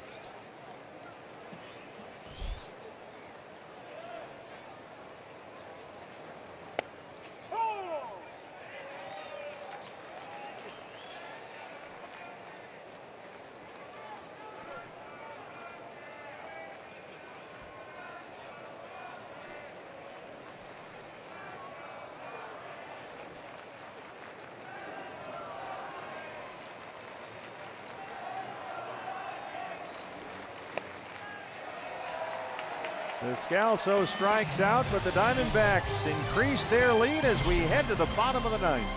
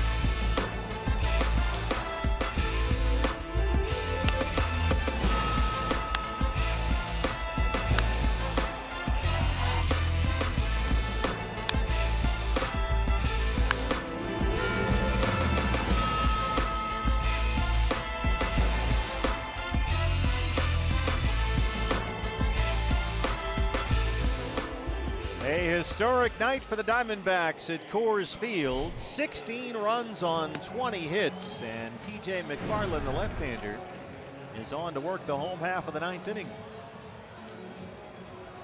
Diamondbacks sent 14 men to the plate in the top of the 4th inning when they were trailing 1-0. After Mark Reynolds' homer in the second made it 1-0 Colorado. Hazel Baker takes over for Peralta in the game in right field. Here's the catcher, Tony Walters. So down 1-0 in the 4th. 14 men went to the plate. 10 runs scored on 9 hits. 10 runs, the most on the road in a single inning in Diamondback history. Walters hits a deep fly. Blanco's really going to have to hustle back to get this one, and he's got it on the warning track.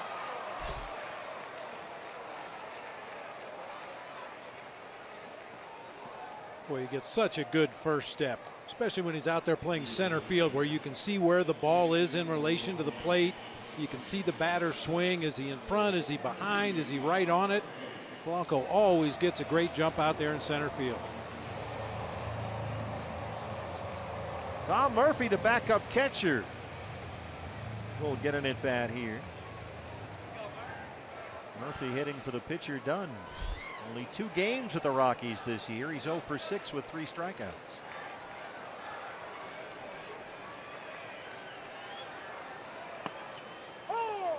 Murphy just came back from a nasty injury suffered in spring training. It was a game against the Cubs, and Anthony Rizzo swung his bat, hit Murphy's arm while Murphy was throwing to second base on a steal attempt, and he suffered a fractured forearm. Launches this one down the left field line, but foul.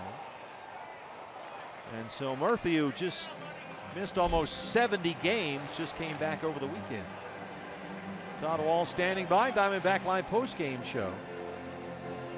This is keeping Pat O'Connell very busy. The Diamondbacks wizard who's got to keep track of all this stuff. 20 hits, tied for the second most in Diamondback history on the road, and the most since their team record 21 hits against these Rockies back in June of 2014.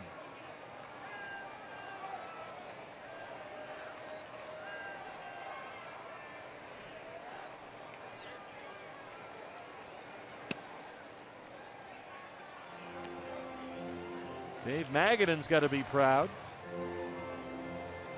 Brandon Drury was one of the stars, the 5th 5-hit game of his career. A new career high 6 runs batted in for Drew Lowe. Descalso off the glove at third. It rolls into left, and Murphy's aboard.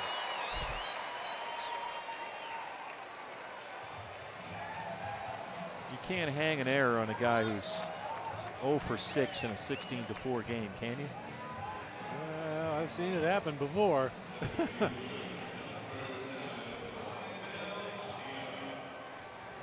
Tapia will be the hitter. Took over in center field for Charlie Blackmon.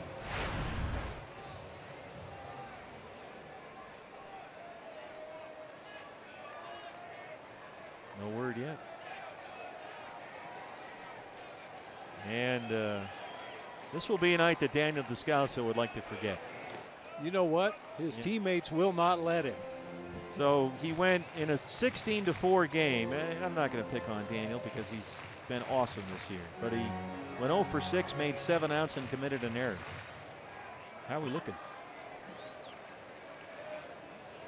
Well, the thing we know for a fact is Daniel's going to show up tomorrow and be ready for whatever Torey Lovullo throws his way.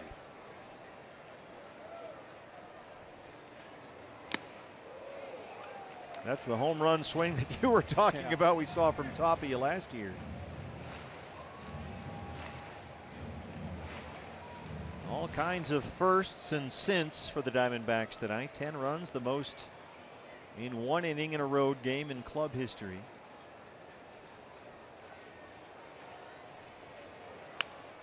Ten runs, the most scored by Arizona in 1 inning at Coors Field ever. And the 4th time this year the Diamondbacks have had at least a 5-run inning. 9 hits, the most on the road in one inning in D-backs history. And the list goes on.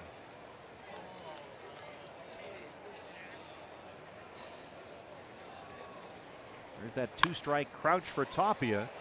Drury's going to have to charge it. Murphy moves into second, 2 outs.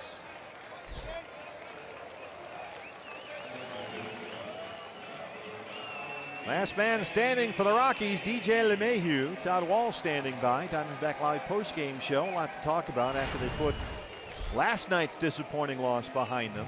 And the D-backs about to snap Colorado's 6-game winning streak and move back within 1 game of the Rockies' National League West lead.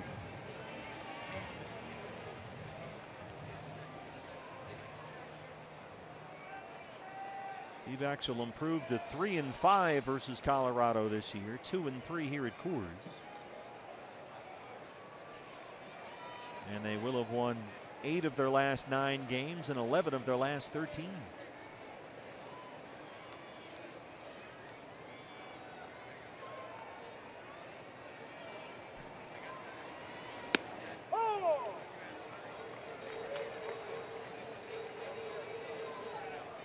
Dodgers are leading in LA, 5-1 over the Mets. They're in the 6th.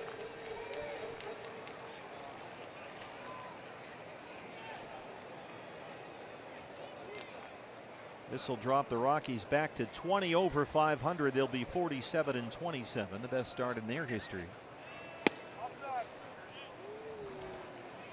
D-backs will improve to 45-27.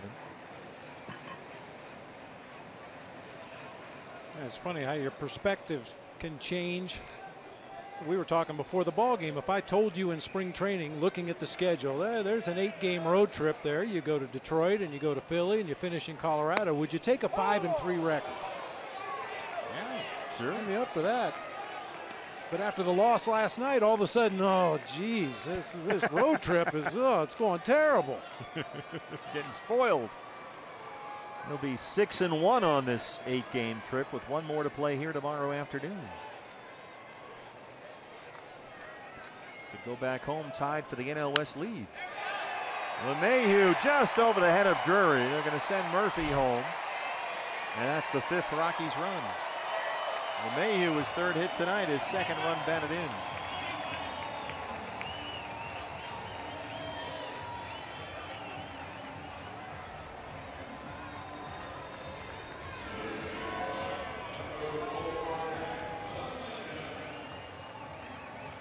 Pat Valaika took over at 3rd for Nolan Arenado.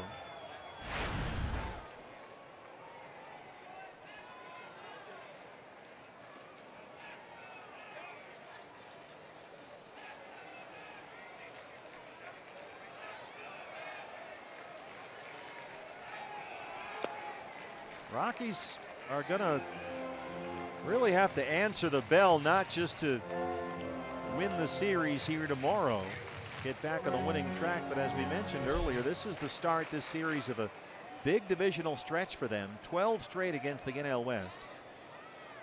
After tomorrow, Bud Black's team heads out on a 9-game road trip. They're at the Dodgers, at the Giants, and at the Diamondbacks. Nick Ahmed ends it, and the D-backs with a historic 4th inning in which they sent 14 men to the plate, scored 10 runs on 9 hits, even this series with Colorado at a game apiece, 16-5, and they're now only 1 game behind the Rockies for the NL West lead. Boy, and for a young team just learning their way at the major league level, it's just as important to learn how to lose as it is to learn how to win. What could have been a back-breaking loss in that ball game last night just rolled right off their backs. They came out tonight with one of their best offensive performances of the year. 16-5. Taijuan Walker wins his 2nd straight start. He's 6-3. Hoffman loses his 1st this year, 4-1. 3 hours and 29 minutes. The Diamondbacks with a big 10-run 4th. Even the series in a game apiece will have all kinds of reaction on the Diamondbacks Live postgame show.